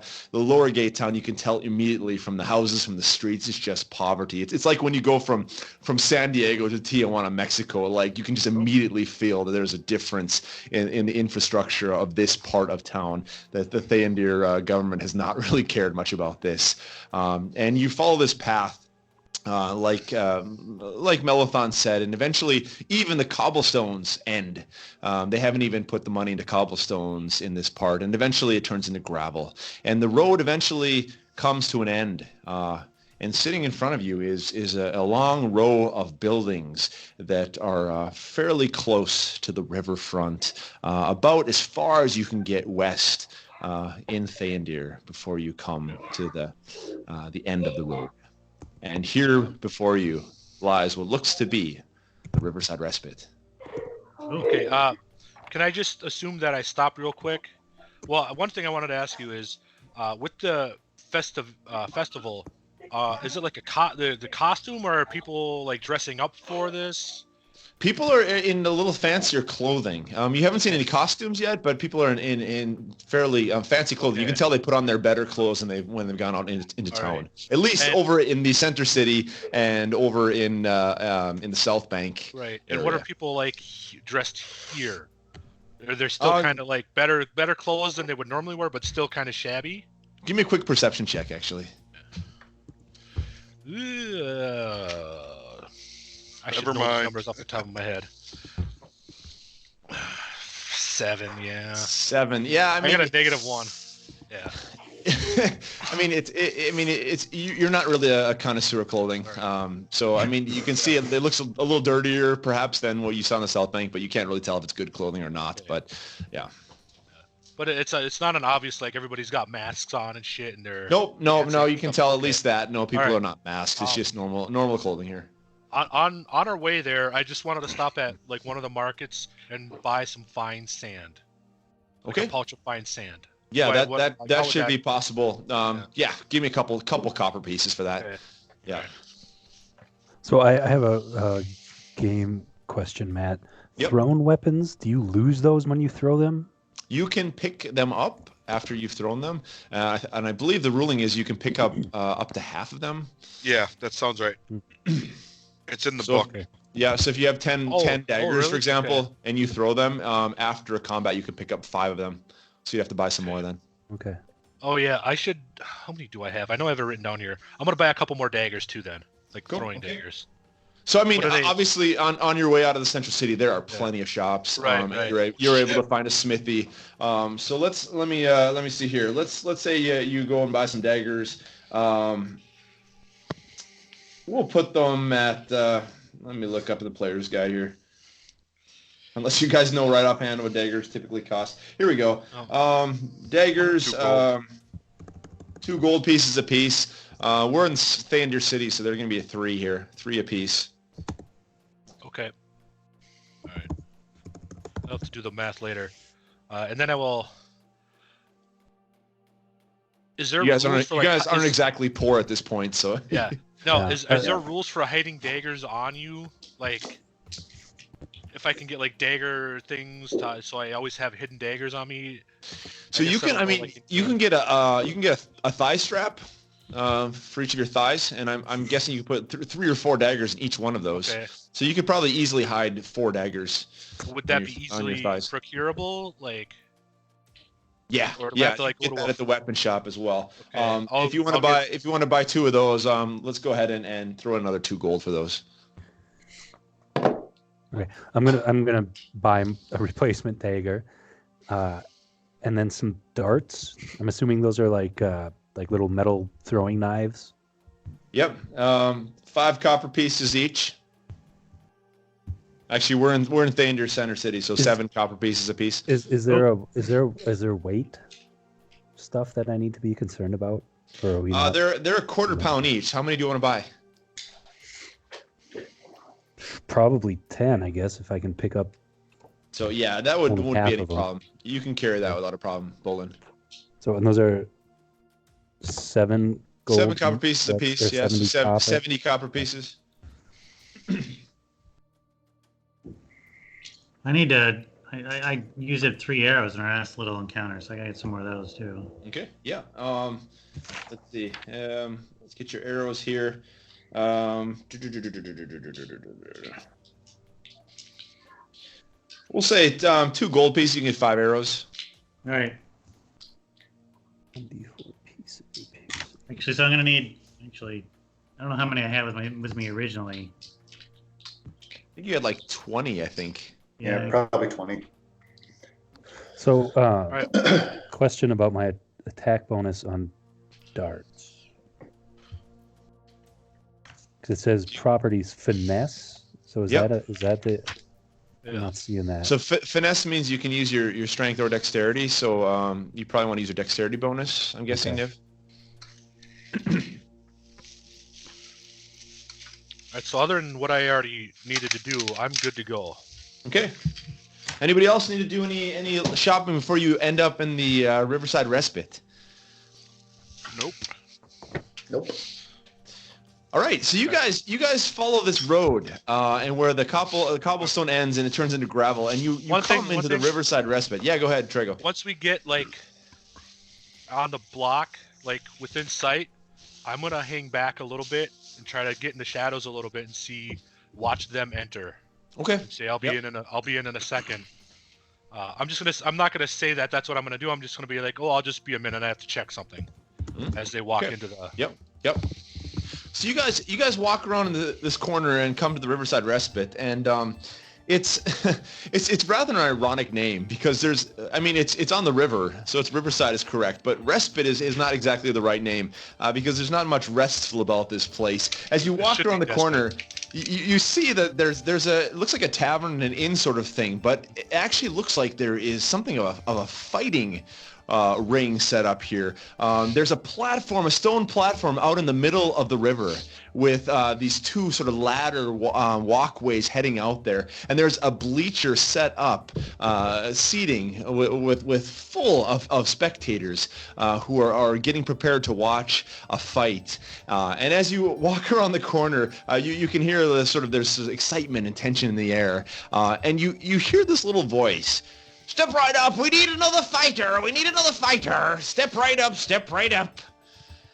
And you look, and there's a small figure covering his body, sort of a long, thick, reddish-brown robe, long arms, and a thick hood.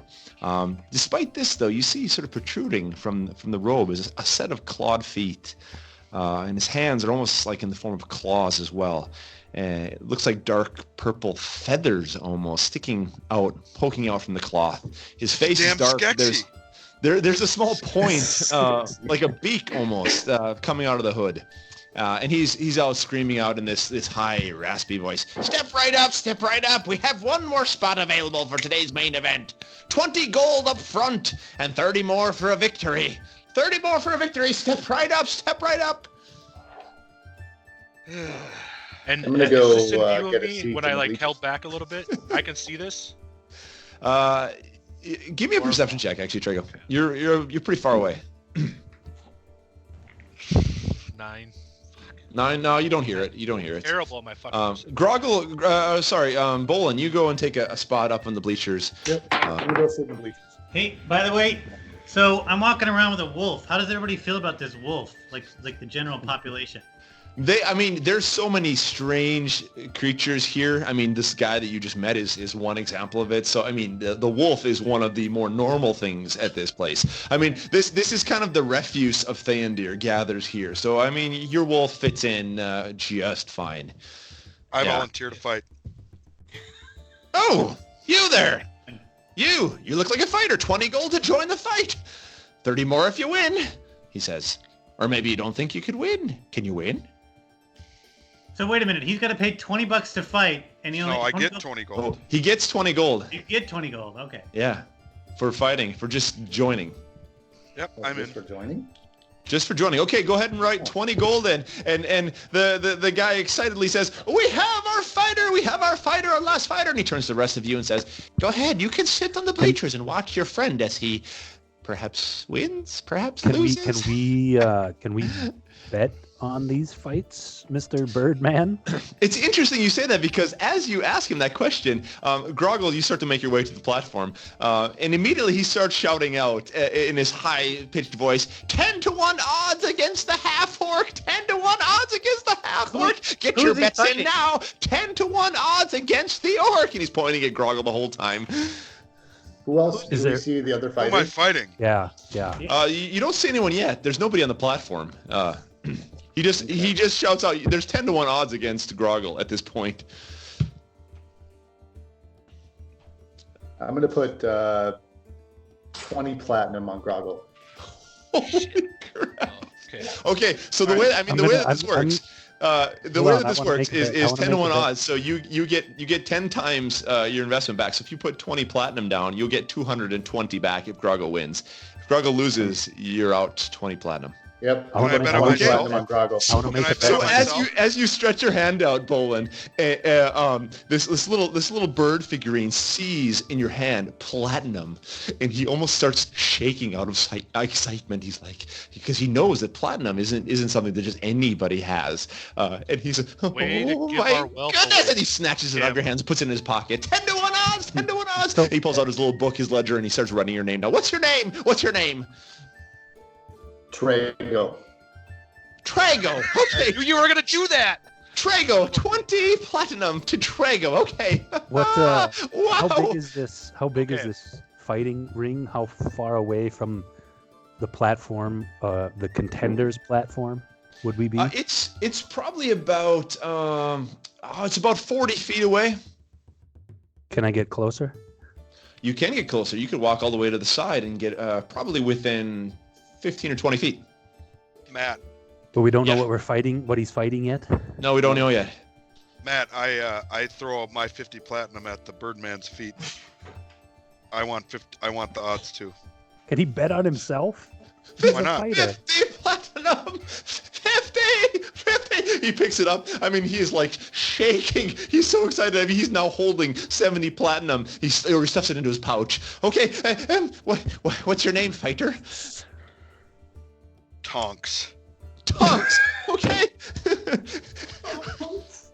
We have 50 platinum on Tonks. Is there anyone else who would like to get into the fight? I'm gonna throw 10 platinum down. Question. Oh my god. Holy crap! I gotta write this down. Would So you I'm be smart enough to give a fake name? Traego's got 20 platinum. Tonks has 50 platinum. Tim has 20 platinum as Traego. Traego, and then we have Niv. You give him 10 platinum as well. Yes. Okay, so this guy is like he's amazed. He's never seen so much platinum in his life. Does he have enough to cover us? He shoves it in his pocket. He says, "Walk closer." Does he have enough to cover us though? Eric, I mean, that's up to him. I don't think that's up to him. He better think that. So, also, Drago be smart enough to give a fake name? Yeah. What's your name? What's your name? You who've given me 10 platinum. What's your name? What's your name? What's your name? What's your name? Give me your name. Reginald with 10 platinum. Reginald. Okay. We're all sitting on the east side of St. Louis. And you can see that he's super excited, but at the same time he's a little bit scared that suddenly there's so much money on this fight. He wasn't expecting that at all. After I give him that money, I'm going to walk closer to the other platform. Okay. Yep. All right. So you walk closer to the platform. While they're doing this, I'm going to kind of go into the back. I'm kind of meld into the back, and I'm going to send. I want Sora to be kind of walking around, sniffing around. If she smells Maalethon, I want her to be kind of with me. Good call. Give me a perception check and add +5 to that.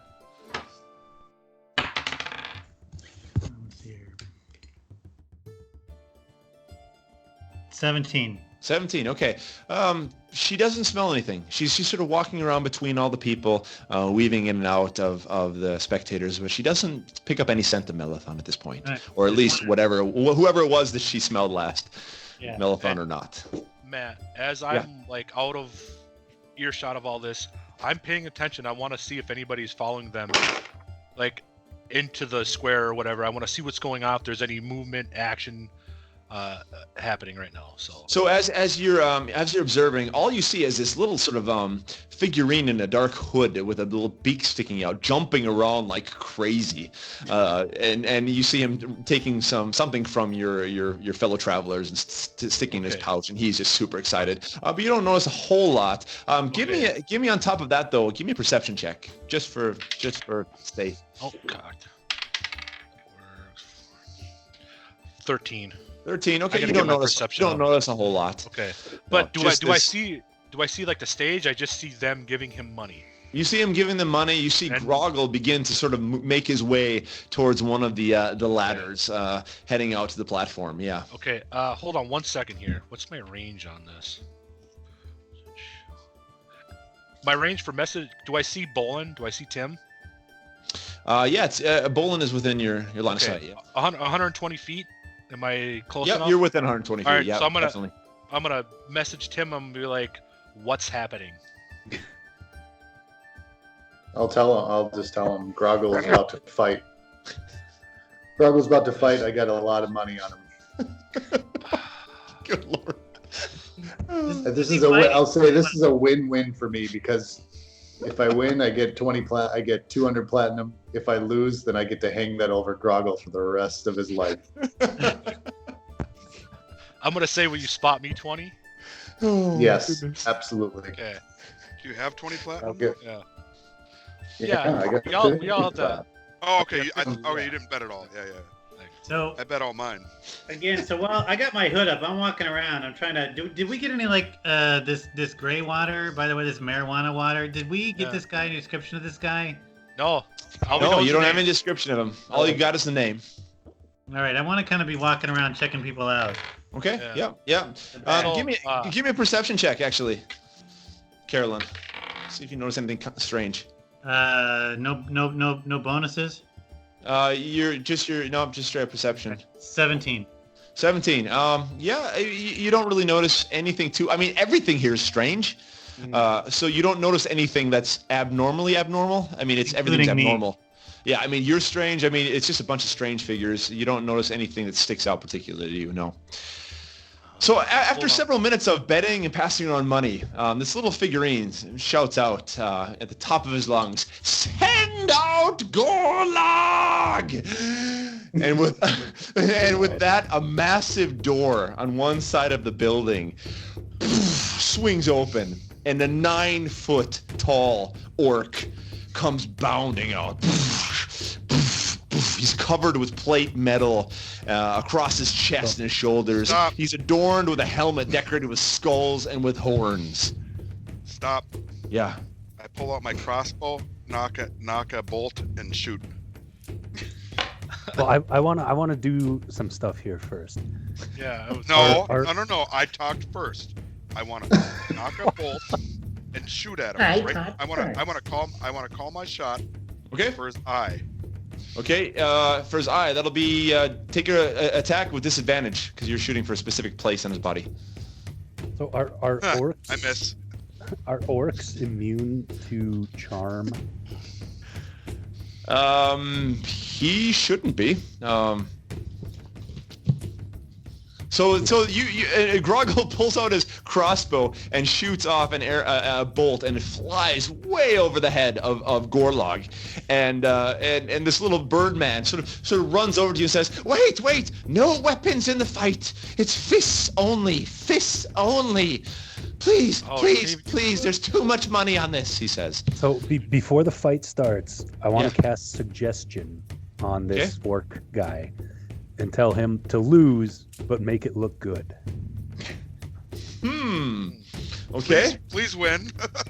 Go ahead and roll me your what is it? It's a Constitution? No, it's a Intelligence save.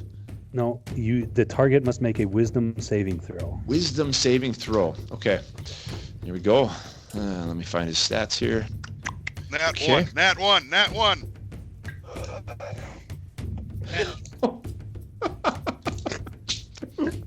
Nice. So you see him kind of come to a pause, and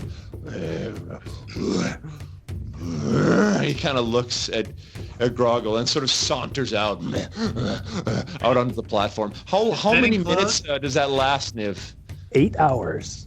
8 hours. Okay. What? Oh my god. Okay, he saunters out on the platform and sort of takes his place there.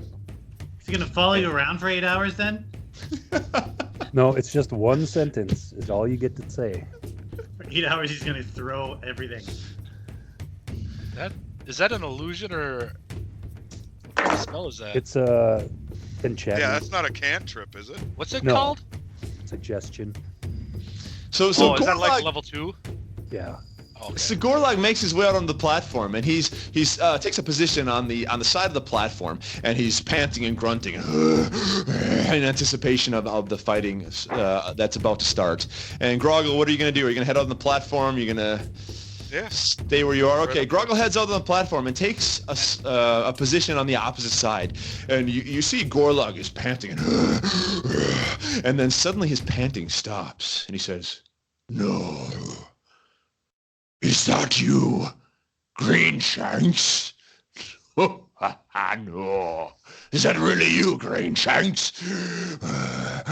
I never imagined I'd see you here. You don't remember me, do you?" And he looks at you again and says, "It's been a good many years since we last met on the continent in the north. An organized fight, not much different than this one.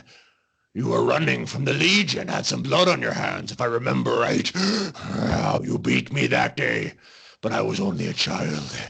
Now I am grown. Today is my turn." And he charges at you.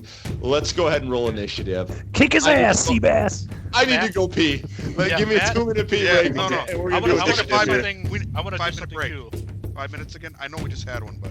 Quick pee break, and then we'll roll initiative. Okay.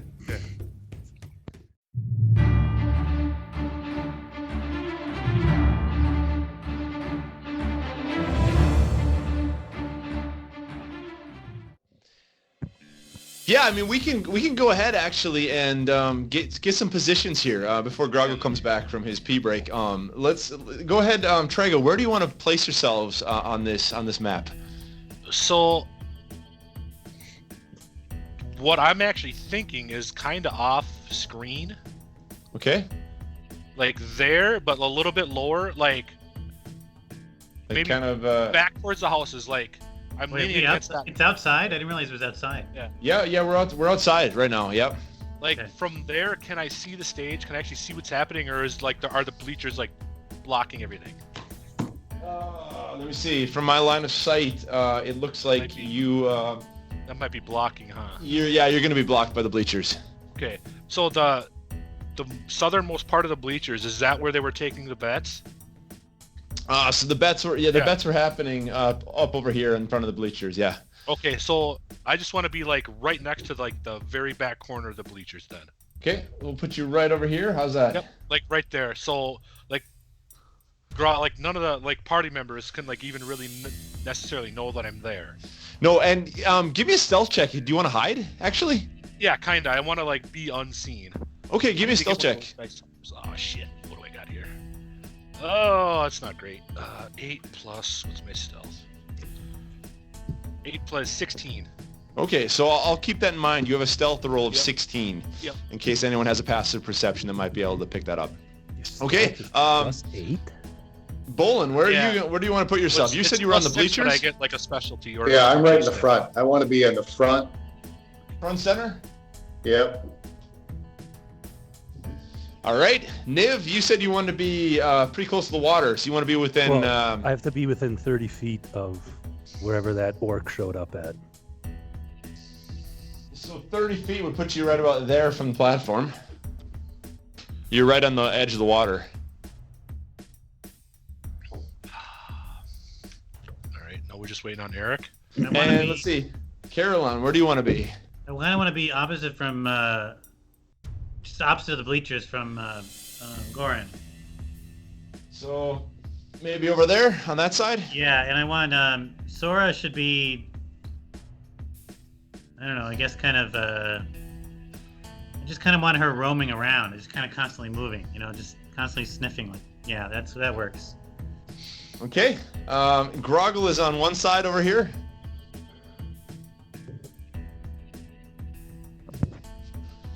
And Oh, boy. and here we go. Gorlog is going to be on the other side. Here's our shot of Holy shit! Gorlog.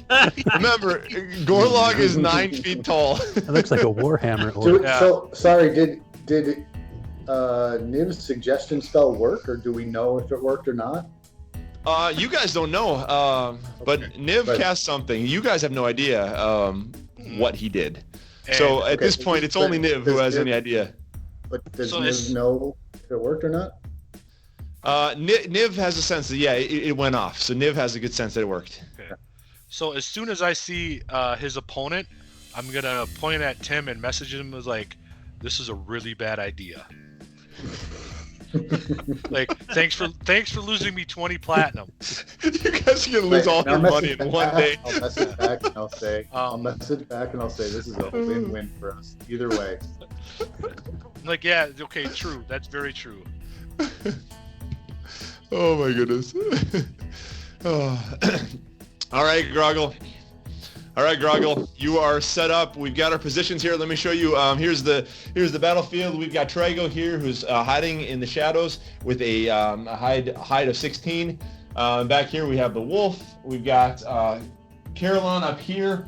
We've got Bholen right here. Niv is up here, and you are on the platform with our 9-foot orc. So Grogil, I want you to go ahead and roll initiative. One more thing, Matt. Yep. Which guy has the money? That we have? Let me see. Stay close to him. I don't have a mini for him. Let me put a mini out here. This guy right here. We'll put him right in front. Okay.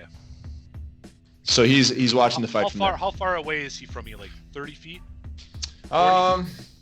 He's probably about 55. 50?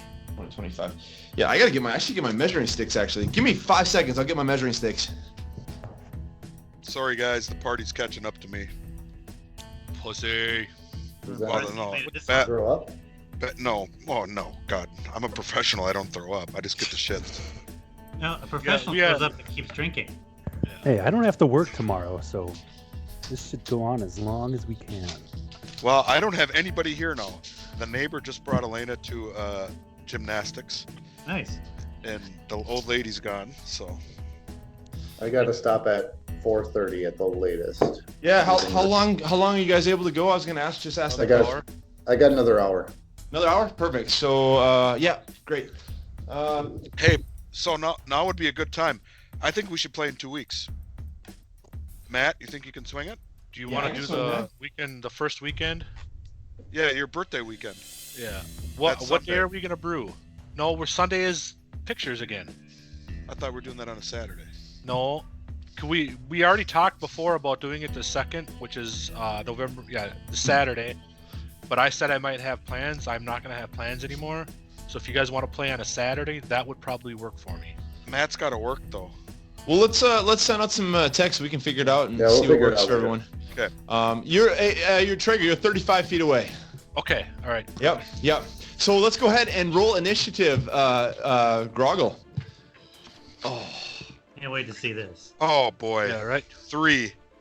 Wow. Oh, hold on. I got my. I rolled a 4. 3 with 4. No. I rolled a 3, so you got initiative, buddy. Go ahead. Oh my god. Lucky. So this Two crappy orcs. This is no weapons. Yep. So no weapons. So the way this works then is you can do shoves, you can do grapples, you can do pushes, but you take your strength modifier plus proficiency plus your d20 to hit, and then your 1 plus your strength modifier for damage. Fuck. Oh boy, we're both gonna hit every time. Damn it. I'm sure he's got a nice strength modifier.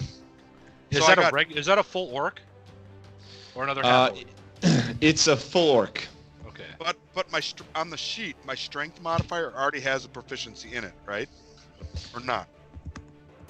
Your strength modifier should be the extra bonus that you have there. No, but plus your proficiency. I know, but isn't proficiency already in the strength? No, modifier? it should be if you look on your strength, you have underneath your strength, you have a plus something, right? I think you have a plus 5. Is that right? 7. Plus 7, and then That's what I mean. add your plus 2 for your proficiency then, and add that to your d20 roll to hit. All right, I'm not going to argue. That doesn't Go sound for right, it. but all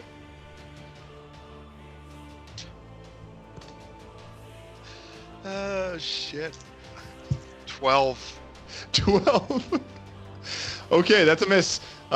He's going to come back now, and he's going to try and grapple you. So he's going to come up to you. He's going to run straight up to you. Actually, no, you already ran up to him, I should say. He's going to grab you and try to grapple you. Give me an athletics check on a d20. Oh, yeah. 18. 18. Okay, so 16. He tries to grapple you, and he goes for you, and you just move aside, and he can't quite grab onto you. And that's going to be the end of his turn. You're up. Do I have my weapons on me? No, you had to leave your... Sorry, I forgot to mention that. You had to leave your weapons on the shore, because this is just fists only.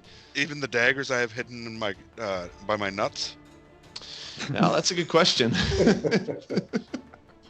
I don't think anyone checked... No one checked your nuts, actually. Give me a sleight of hand check. Give me a sleight of hand check. See if you can pull this off. 6. Never mind. 6. No. So they saw your daggers and they had you leave them as well. So you're up, Grogil. Your turn. All right. Same thing. All right. Oh boy. 27. That's a hit for sure. Go ahead and roll damage. Your damage will be 1 plus your strength modifier, which is 7. So 8. So 8, yeah, right, because you hit with that. So you come and nail him in the face, and his jaw kind of buckles. Greenshanks. He's rather upset by that, and that's a pretty decent hit. He's going to come back and try to grapple you again. Man, that's a miss. He misses you once again. He dives for you, tries to hold you, grapple you. Can't do it. You're Same up, thing. Greenshanks. Yep. 21.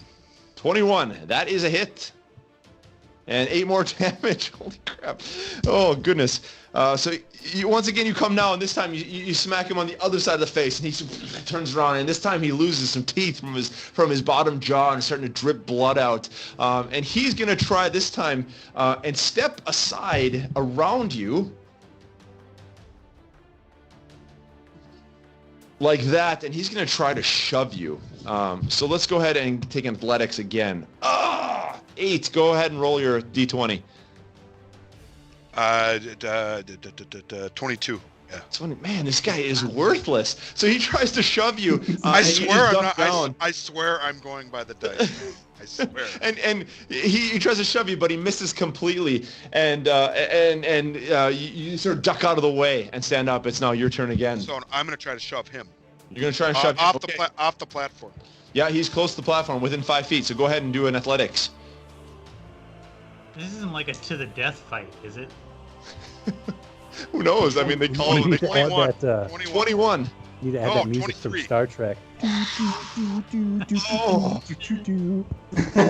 It was a 23.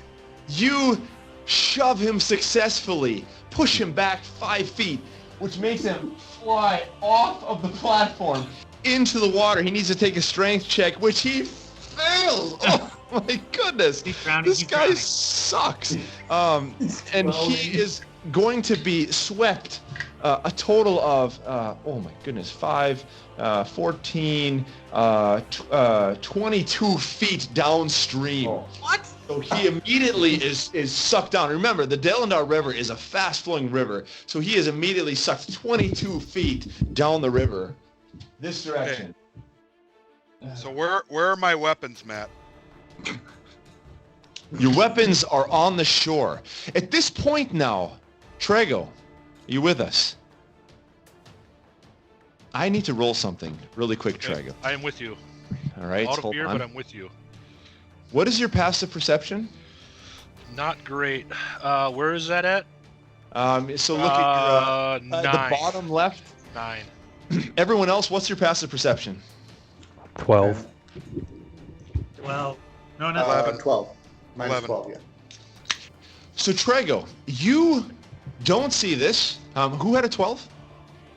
Me, Bholen. Niv I did. does. Bholen, Niv, and Kerrhylon. Traego, you don't see this, but the rest of you suddenly you see as this Gorgon falls into the water. The rest of you see a small goblin comes up behind Traego, and he reaches into Traego's bag and pulls out what looks to be an old, weathered leather book. And you see the goblin pull this out underneath the bleachers, or right next to the bleachers where Traego is hidden. And you see immediately his eyes light up when he sees what he just pulled out of Traego. And he turns and begins to book it out away from the river. And now I want all of you. I want all of you now. Go ahead. Yeah, go ahead. All right, Sora. I'm sending Sora after this guy. So I want all of you to roll an initiative here now. A d20. Not me though. So, Grogil, you actually can roll a new initiative. Do I roll How far away initiative is he even from though I me? don't see this? Here, let me put the goblin down there. I got a whopping Is he? 6. Yeah, I really need to get my wisdom jacked up. 9. 3. Can I cast hold person on him while he's running away? If he's close enough? It's, So you have your it's initiative. possible. Let's get our initiatives here first, and we'll see what's going on here. I roll initiative too because I don't see this. Like I don't know what's going on. You can roll initiative anyway. Yeah, and you won't know what's going on until you're alerted to it. All right. So I'm let's go ahead. Who's got 25 to 20? Anybody 25 to 20? I'm 20. 20. Okay. Traego. But you were surprised here, so you're not going to be able to act. What were you, Kerrhylon? 20. 20. Okay. Do we have 15 to 20? Anybody 15 to 20? No. Okay. The goblin rolled a 13. Do we have anybody 5 to 10? I got a 9. 9 on I got a Niv. 6. Or Niv got a 6. Bholen, you got a 9. And Grogil's at a 3. Grogil got a 3. And I'm going to roll for the orc too. He got an 18. All right. But he's down the river, isn't he? He's still floating down the river. Yeah. Yeah, he's So- shoot. So the goblin starts to turn around, and Traego, you're surprised by this, so you don't really have an action right now. But Kerrhylon, you see what's going on, and immediately now it's your turn. This goblin is trying to take off out of the Riverside Respite with this book that he just took. Well, I mean, I immediately send Sora after him. Okay. She's 40 feet, so Oh yeah, sorry. We got to roll for your wolf as well. yeah. Oh yeah, that's true. Right. Roll for her real quick. For initiative, Yep. she got 16. 16. Okay, so she comes right after the goblin. So Sora. So Keylen, what are you gonna do here? Me? Yep. Yeah, You're up. Cause you're first, because Sora got 16. So do I take a shot at him? Yeah, I'm gonna take a shot at him. Okay. Try to hit him in the leg. Something. Just hit him. Don't call, just hit him. Yeah. I'm just hitting him. You're gonna have to move a little bit out of the bleachers. I'll Yeah. move you over here, just so you got a good line of sight on them. And you are gonna go a total of that's going to be 60, 80 feet. Is that within your range? Should be within your range. Yeah. It might be long range though. It is long range. So go ahead and roll with disadvantage. Oh crap. Got a 3. Roll with So- disadvantage, though. Well, it Uh-huh. doesn't You matter. roll again. It'll miss You either gotta way. roll So again. you But come either back way, and fire off your arrow, and it goes wide, completely over this little goblin who turns to you and sees you, and and he takes off running even faster, heading out for the edge.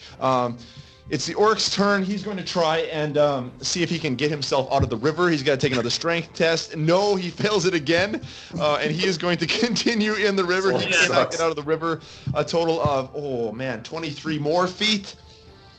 You better get on He's top of the gone. guy with the money. So that orc guy is almost out of the scene. You can't even see him anymore. I'll move him over here so you can at least see him. There, there's his axe. All right, so the orc is done. Goblin's turn. At this point, however, you guys suddenly see from the corner of your eye several more goblins jump Oh no. out from behind the buildings, and you notice now that this guy is not alone. There's a goblin party who is out to try and pickpocket Like and a- steal. Like a And rave? so suddenly, A rave. They got glow sticks. Paul, you look like you've done that before. Like, don't do that again. Okay.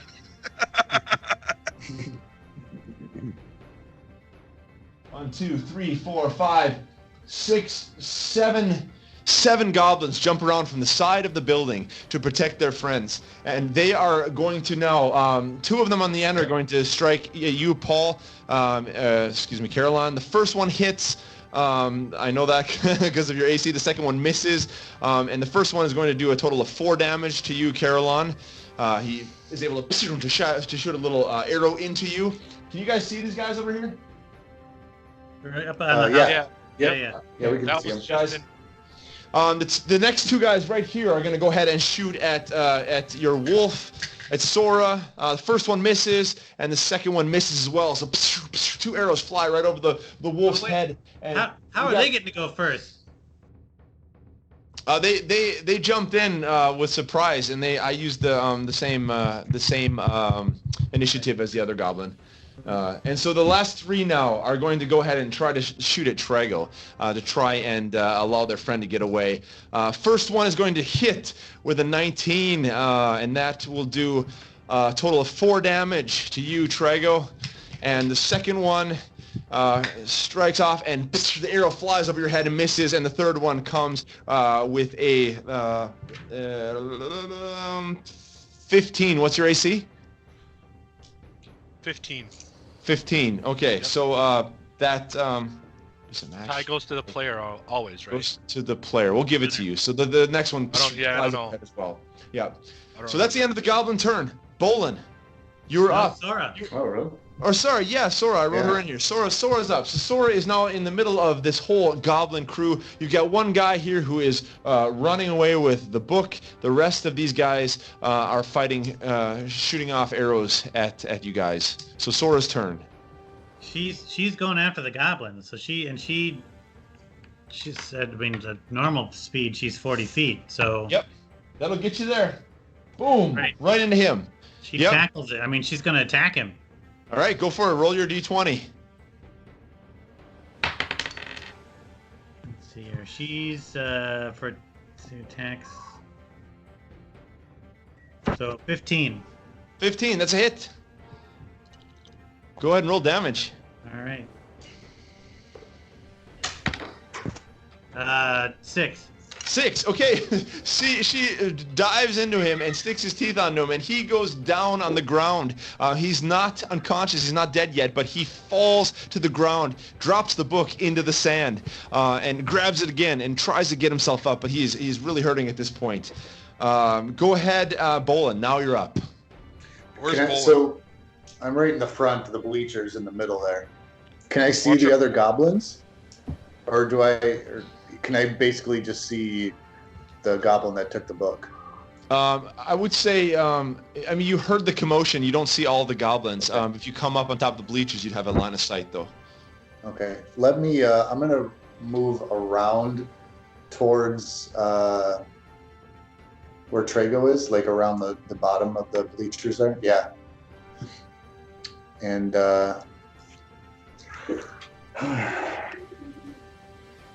let's see. How far did he get before Sora tackled him? He started to take off, and he didn't get very far, so he just basically turned around. Say he picked up the book again. So he's actually lying in the sand right now. He's really hurting. He's super bloodied at this point. He can hardly move, but he grabbed the book again with his hand. Okay, I think Sora's got him handled. So I'm going to do Sacred Flame. I'm going to cast Sacred Flame on the next closest goblin. Okay, we got 2 guys right here. Yeah, maybe that one, that guy right there. All right, go for it. Succeed on a dexterity saving throw. So take dexterity saving throw, and he fails. So 1d8 radiant damage. So 3 damage. Okay. So the light sort of flies out and hits him, and he kind of flies back a little bit. He's rattled, but not incredibly hurt at this point. Anything else you want to do, Bholen? Nope, that's all I can do. Okay. So next up, we got Niv. Okay.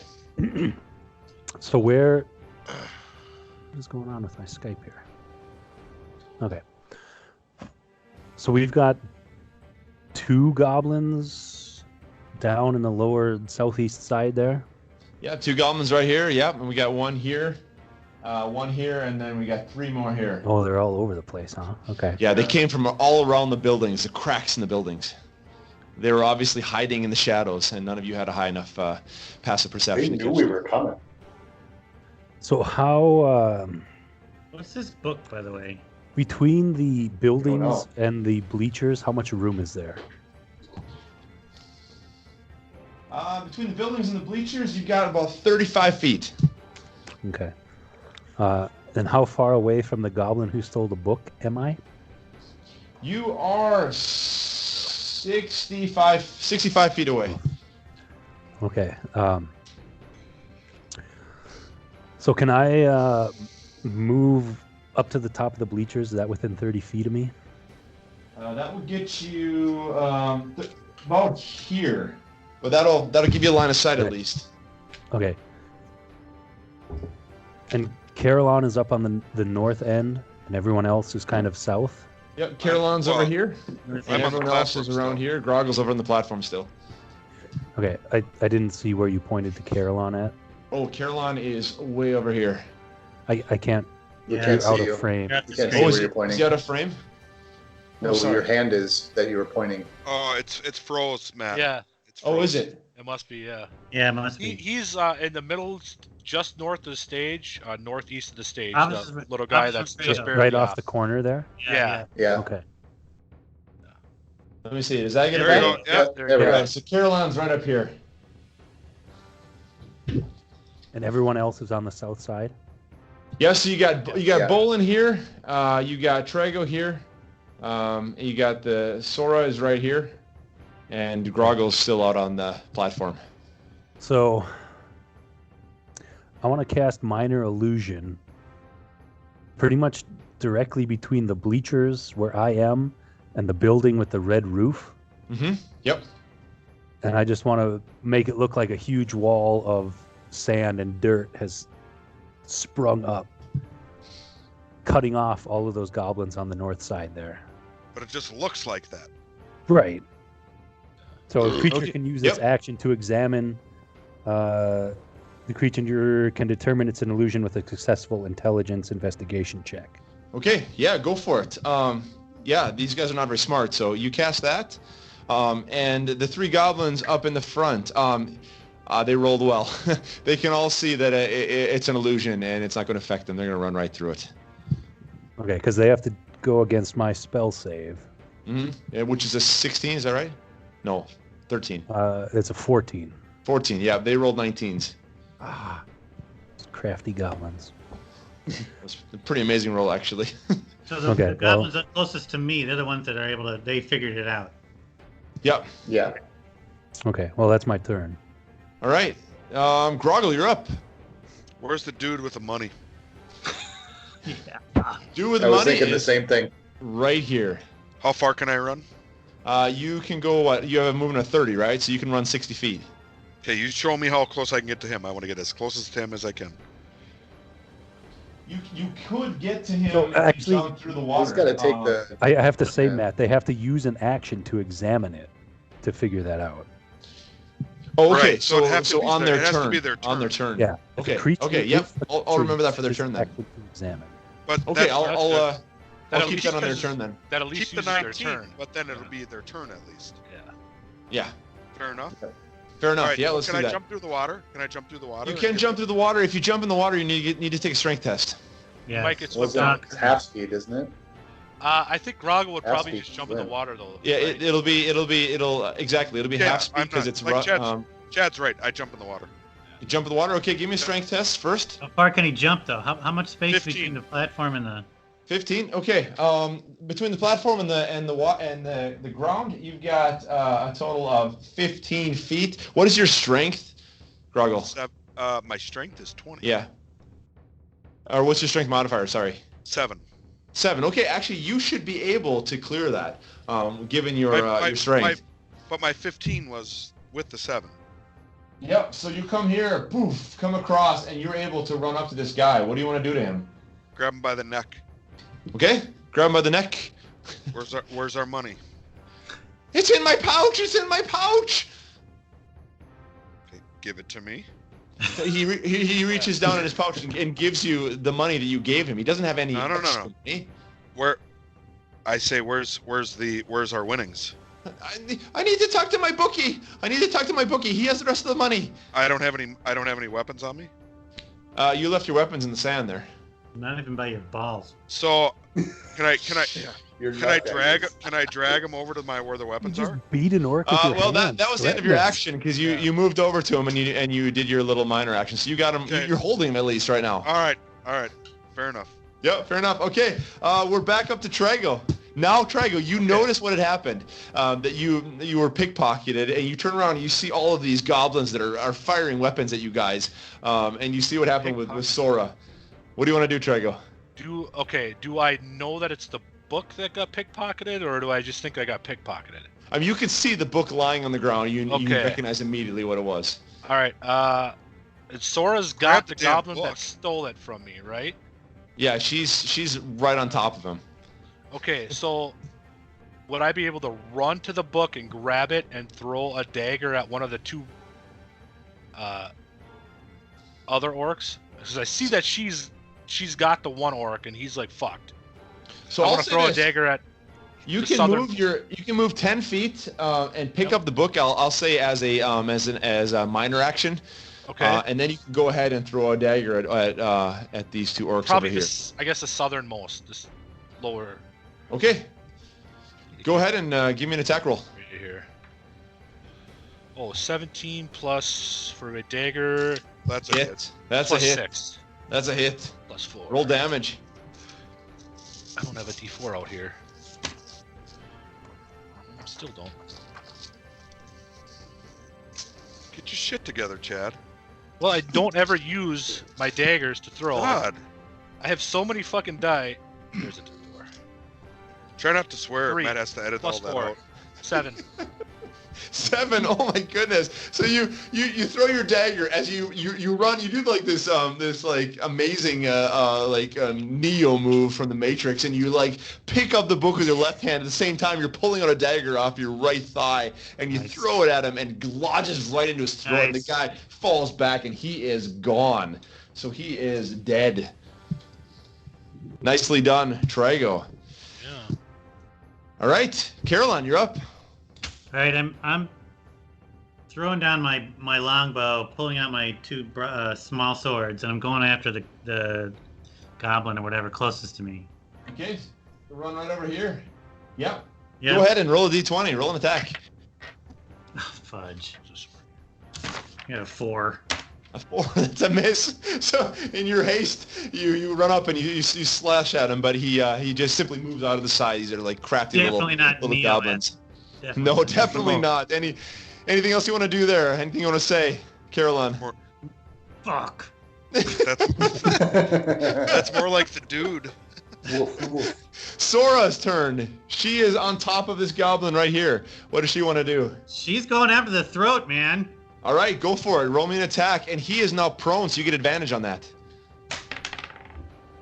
Oh god, so she got a 19. Oh, so yeah, that hits. And you don't even need to roll damage. He was so low, he had 1 hit point left. So she just sinks her teeth into his neck and it starts pulling out like his throat, and you can see like blood and everything is flying all over the place. And he is gone.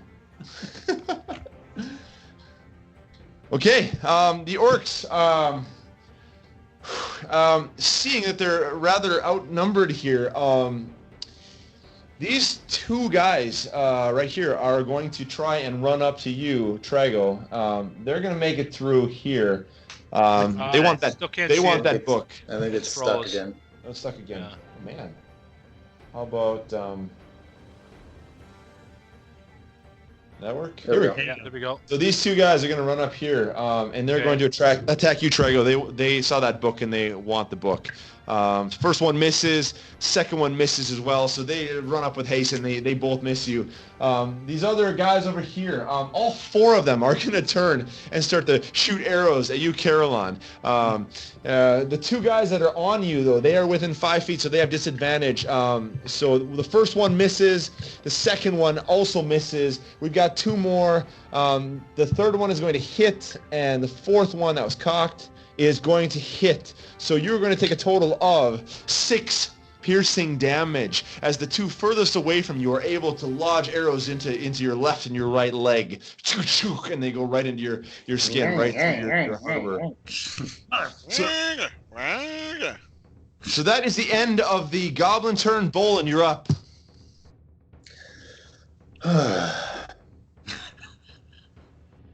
I'm going to walk up to Traego. Little help. I think you might be too far away.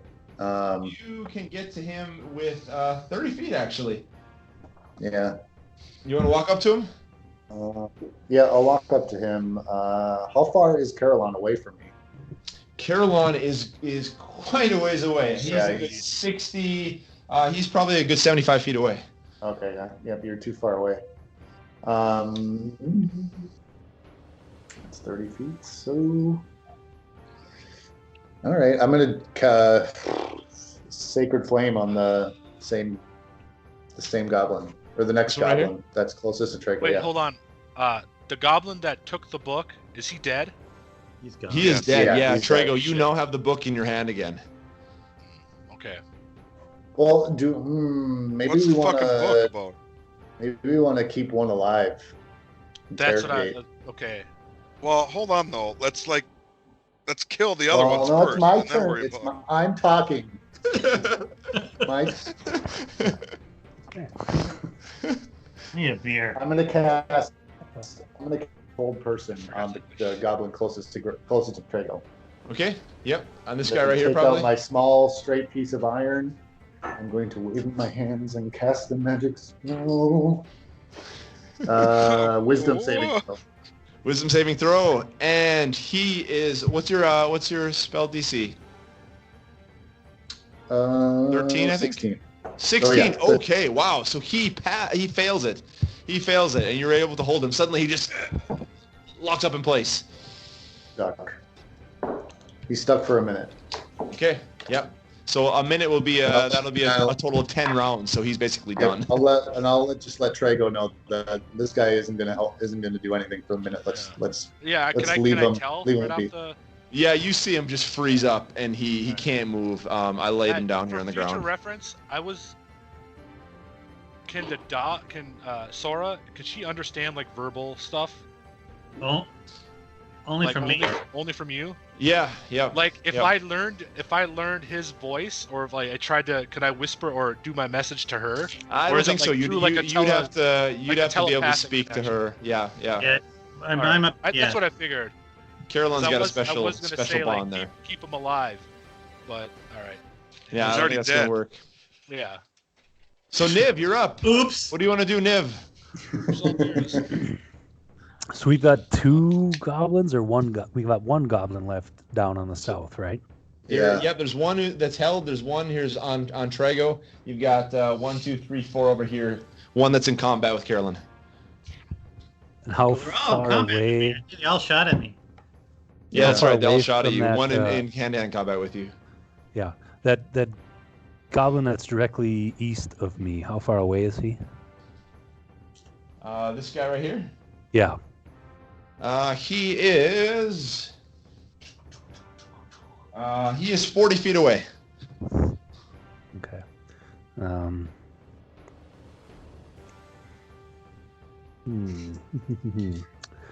How far away are the ones that are up right next to Kerrhylon? Those are 60 feet away. 60 and 65. Okay.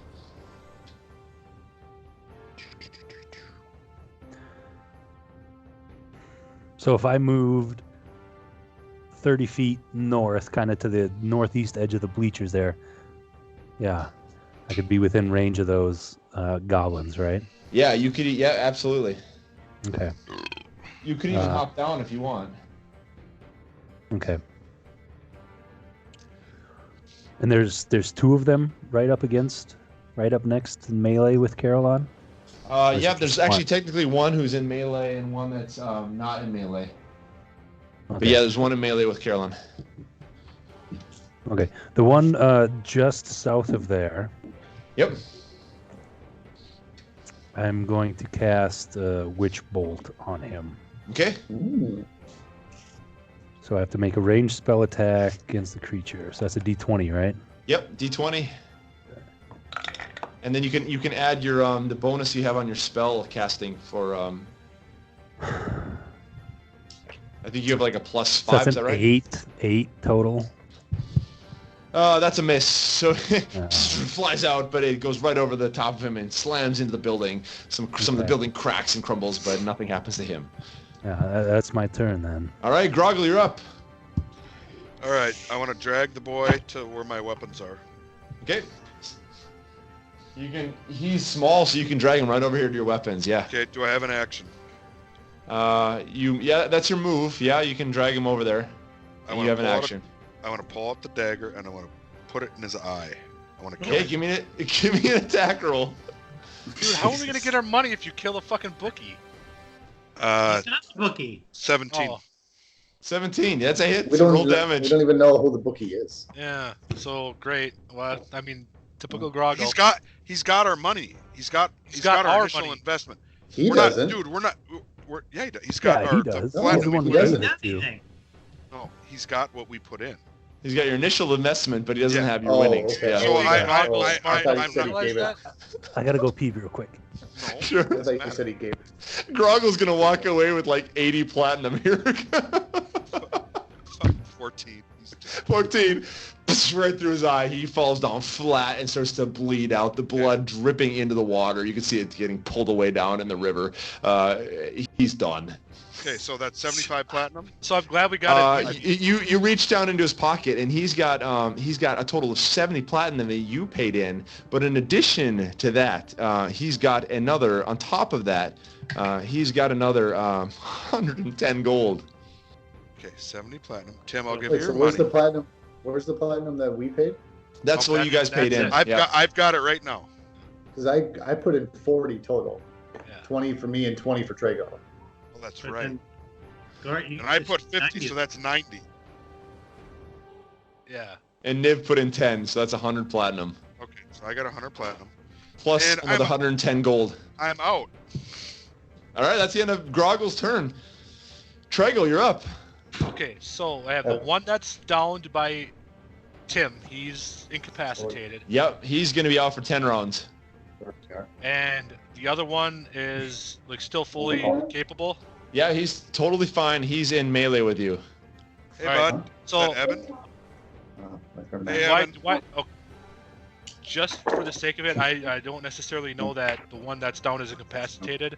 I'm gonna say keep. I'm just gonna yell keep one alive, and I'm gonna Okay. attack the other guy All right, go for it. Give me a d20. with my rapier. Wait, who are you attacking? The guy the dead guy? That one right there. Okay. The other one isn't dead. He's held by Tim. But I did yell keep one alive. So that's Keep one alive, he yells, and then he pulls out his 13. rapier and 13. attacks with a 13. And he moves the side, and you miss completely with your rapier. It gets close, actually cuts part of his leather outfit. Wait, I don't but, get. I don't have advantage on that, do I? No, I don't. You were not hidden, right? Tim, are you there? No, you should. I don't think you have advantage on that one. Or Tim, because Tim, he's not engaged with Tim. If he was engaged with like somebody else, I'd be able to have advantage on it, but I don't. Right, so. that's right. Yep, that's right. Hold on, guys. Tim froze. disconnected. Froze. Oh, did he? Yeah. Perfect time Should for me to I, go take. Should I bump him and invite him back? Yeah. Oh, wait, there. We got Here I him. am. I'm back. Hey, Hey! Yeah. do you All have right. mail? Are you on AOL still? For Christ's sake. Yes, I'm on AOL. Pay for some decent internet, you noob. Oh, Here nice. I am. All right. Welcome back, Tim. All right, let's go. All right. You got what, 15 minutes left about, right, huh? Yeah. Yep. Okay, cool. Yeah, let's keep going here. Last we finished off, it was Grogil was finished up, right? So now we are back to Traego. Is that right, Traego? I just went. You just went. Okay, so it's Kerrhylon. Kerrhylon, you're up. Yeah. I'm still fighting these guys. Yeah, you're still in hand-to-hand melee with one of them. Yep. All right. What are we doing? 17. 17 hits. Yes. And 8. 8. Okay, yeah, you slice this knife right through his left eye, and he actually sticks up against the wall. Pull it out. He slides on the wall, leaving this blood streak. So he is gone. Remember, these are goblins. They're not exactly the strongest beings in the universe. All right, the orc. He's gonna go ahead and try and take another strength test. Oh my gosh! Isn't he like down? I mean, this guy's worthless. He's gone. I mean, he's swept down the river. He's out of the picture. Which you guys are so freaking lucky because this guy probably would have messed you up pretty bad. But he's gone. We'll just say for all intents and purposes, he's gone. Sora, you're up. She's got to come back. She's got to come back and help me. Okay.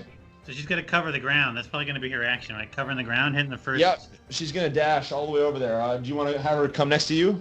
Yeah. Hit the other guy who's like in melee with me. She actually would, be able to run up right up next to you here. Okay. So that's Sora's turn. The goblins are going to go ahead. We're going to have these guys. You know what? There's only 1, 2. 2. The goblins are actually gonna take off. They're gonna try to flee. They're gonna try to. They're gonna try to flee. This one right here is gonna take off. Traego, you get an attack of opportunity. So go ahead and roll me d20. They see obviously they're outnumbered and they're getting picked off like crazy. Wait, we still got the one, don't we? Yeah. This guy is being held right here. Yeah, Traego, So, what do you got? 14. Do I add anything for an attack of opportunity or? No, just a regular attack. So you're gonna miss him, and he's gonna be able to dash. Let's see, how far can they run? Yeah, there we go, 60 feet. He's gonna dash and take off. For all intents and purposes, he's off the board. Shit. These other guys are gone, and this guy is gone. The only guy left on the board now is the guy being held. The rest of the goblins have fled off the board. Get an attack of opportunity on the other guy, or just because he wasn't actually physically engaged? He wasn't actually physically engaged with him. Okay. Yeah. All right. Tim, you want to ask me something now as I walk up too? Have you walked up to me yet? I'm right now. I am. Oh, this guy's Well, it's killed. not your- Yeah, your you turn yet. knocked him out. No, but we're out of combat now. So. Yep, you guys are out of combat now. Yep. Get your Yep. bunny. What's everybody else doing that are standing in the stands? Have they cleared out? So I mean, everyone in the stands, like they turn from watching this fight on the platform. They all basically turn in the stands to watch the fight behind them. I mean, they're equally as entertained by this, cheering you guys on this whole time that you're killing these goblins. Did anyone see Eric kill the bookie guy? I don't. Yeah, he's not dead, is he? Oh yeah, I stabbed he that. put a knife. okay. He put a knife through his eye. Assuming everybody was turned around and watching us, and no one saw it. Let me go ahead and roll for this. Yeah, I mean, there's a few definitely who saw that. Absolutely. Toss him in the water. I have the book. I'm gonna start walking. We got medallions, boys. We're good. Yeah, Yeah, so but I'm gonna walk up that's- to that goblin and just put my knee on his throat, Yeah. Okay, right over here. just Yeah. so he can't, just so he you know can't what? get away. Come on here. I'm walking towards them, Matt. Okay. Okay. They Yep. knew Yep. they knew we were Matt, coming. This was an Can I- ambush. Is that the Can I amount of people that hop are- back up onto the back of the bleachers? Definitely. Well, you can crawl up. You can try to crawl up. Give me an athletics check. Roll a d20. Give me an athletics. Oh, this is gonna be funny. Athletics. Where's athletics at? Oh, +0. 20. Natural 20. Nice. So, Yeah, yes, but- you basically Do a just fucking you backflip. do like this. Bionic Yeah, you do like a double backflip and land up And on the When I balcony get or up there, on the bleacher. I'm going to whip out that medallion and say, announce to the Oh. crowd, official Theondir Oh, business. don't do that. How Nothing are to we see gonna find here. Greywater? Nothing to see here. And they, you pull out your medallion, and everyone on the stand sees it, and you can see immediately Alright. their face gets, in every single one of them, gets sort of sour because obviously they don't like the authorities down here in Lower Gate City, and they start moving a little bit closer to you, Niv, Okay. as if they want to throw you off this bleacher. Hold on 1 second. Are the amount of people there Oh like- no! actually represented by your figures? Yeah, Little that's how many are here. Dude, Okay. we were almost So- done with the session. And now you... I want to cast Sleep. I think I can do this here. Let me open this up. I was gonna do this before, but now I can do it now.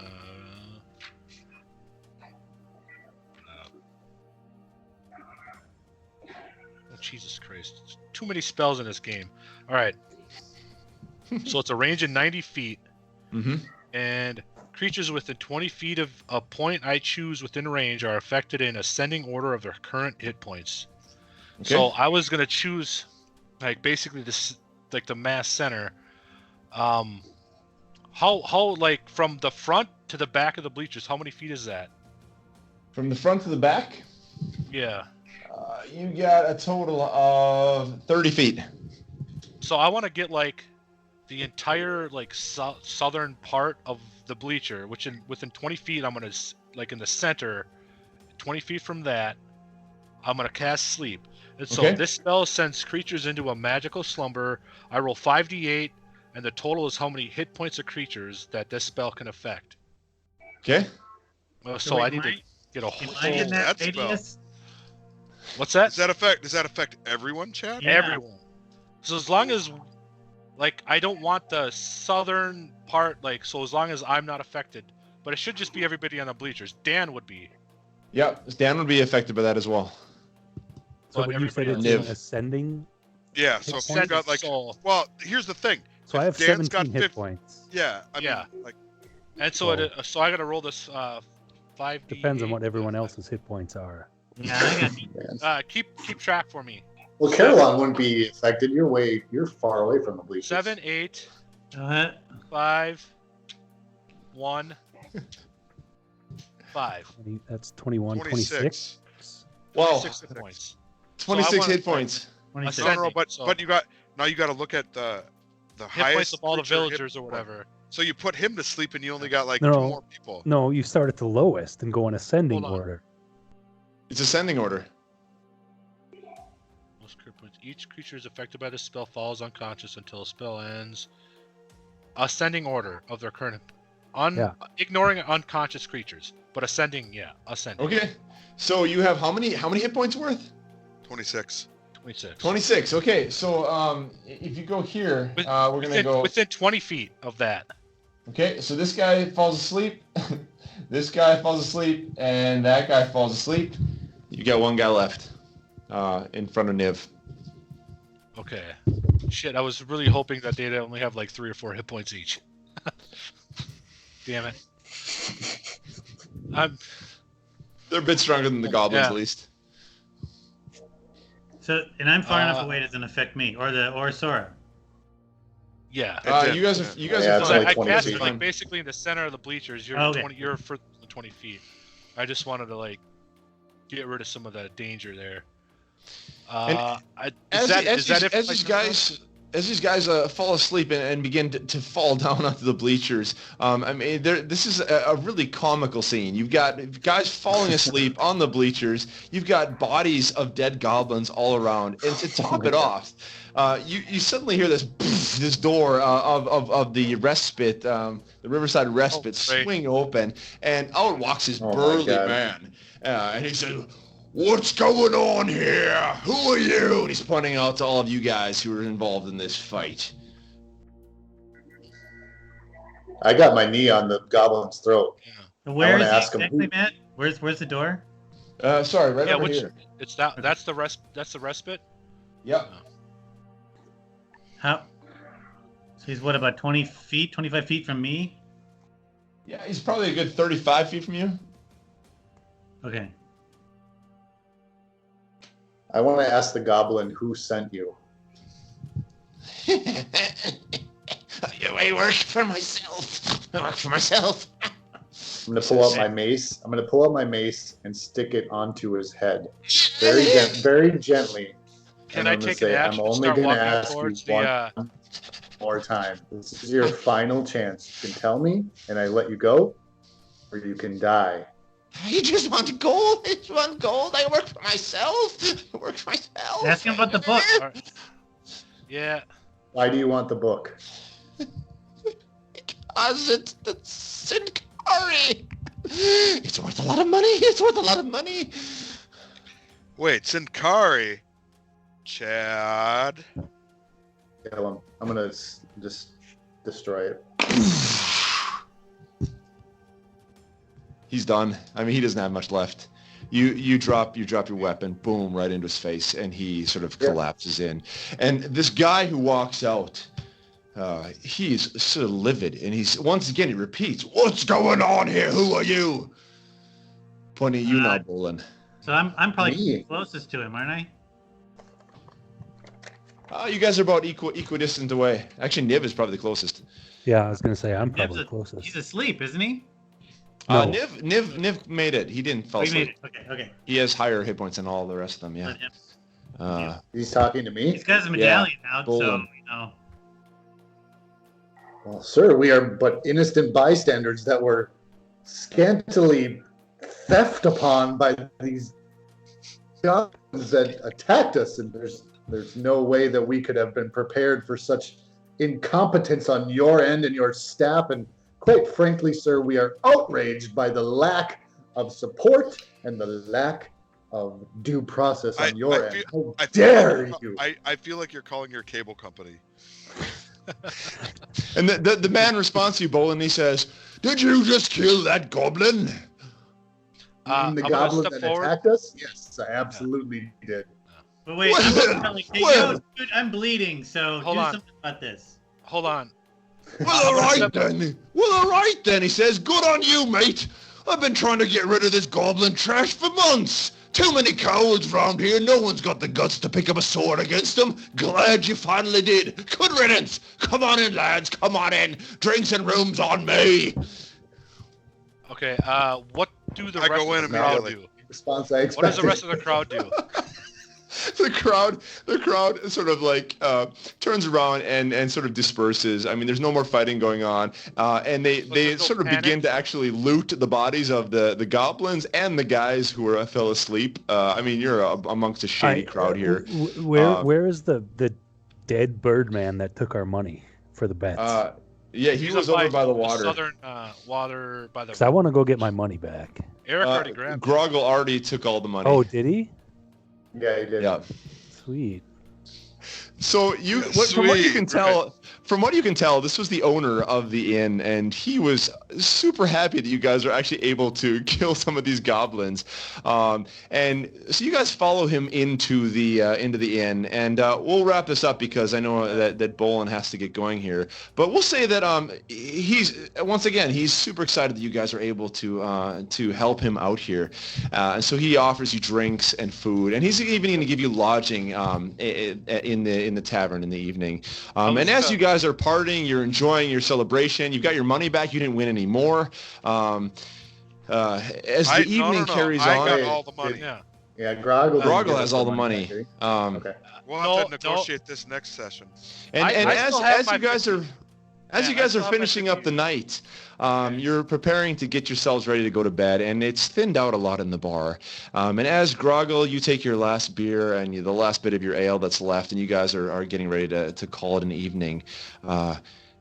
Suddenly, as you begin to step up from your table, it's as if you hear this noise in the distance, the creaking of a door. And from the shadow, you suddenly hear this. Shinch! And this knife comes flying through the room and lodges it right next to Bholen's head, within inches of his head.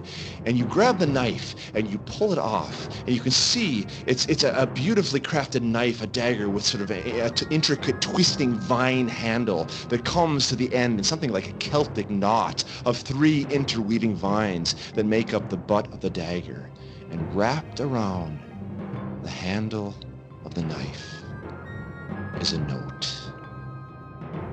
And that's where we'll end for tonight. Oh, fuck you.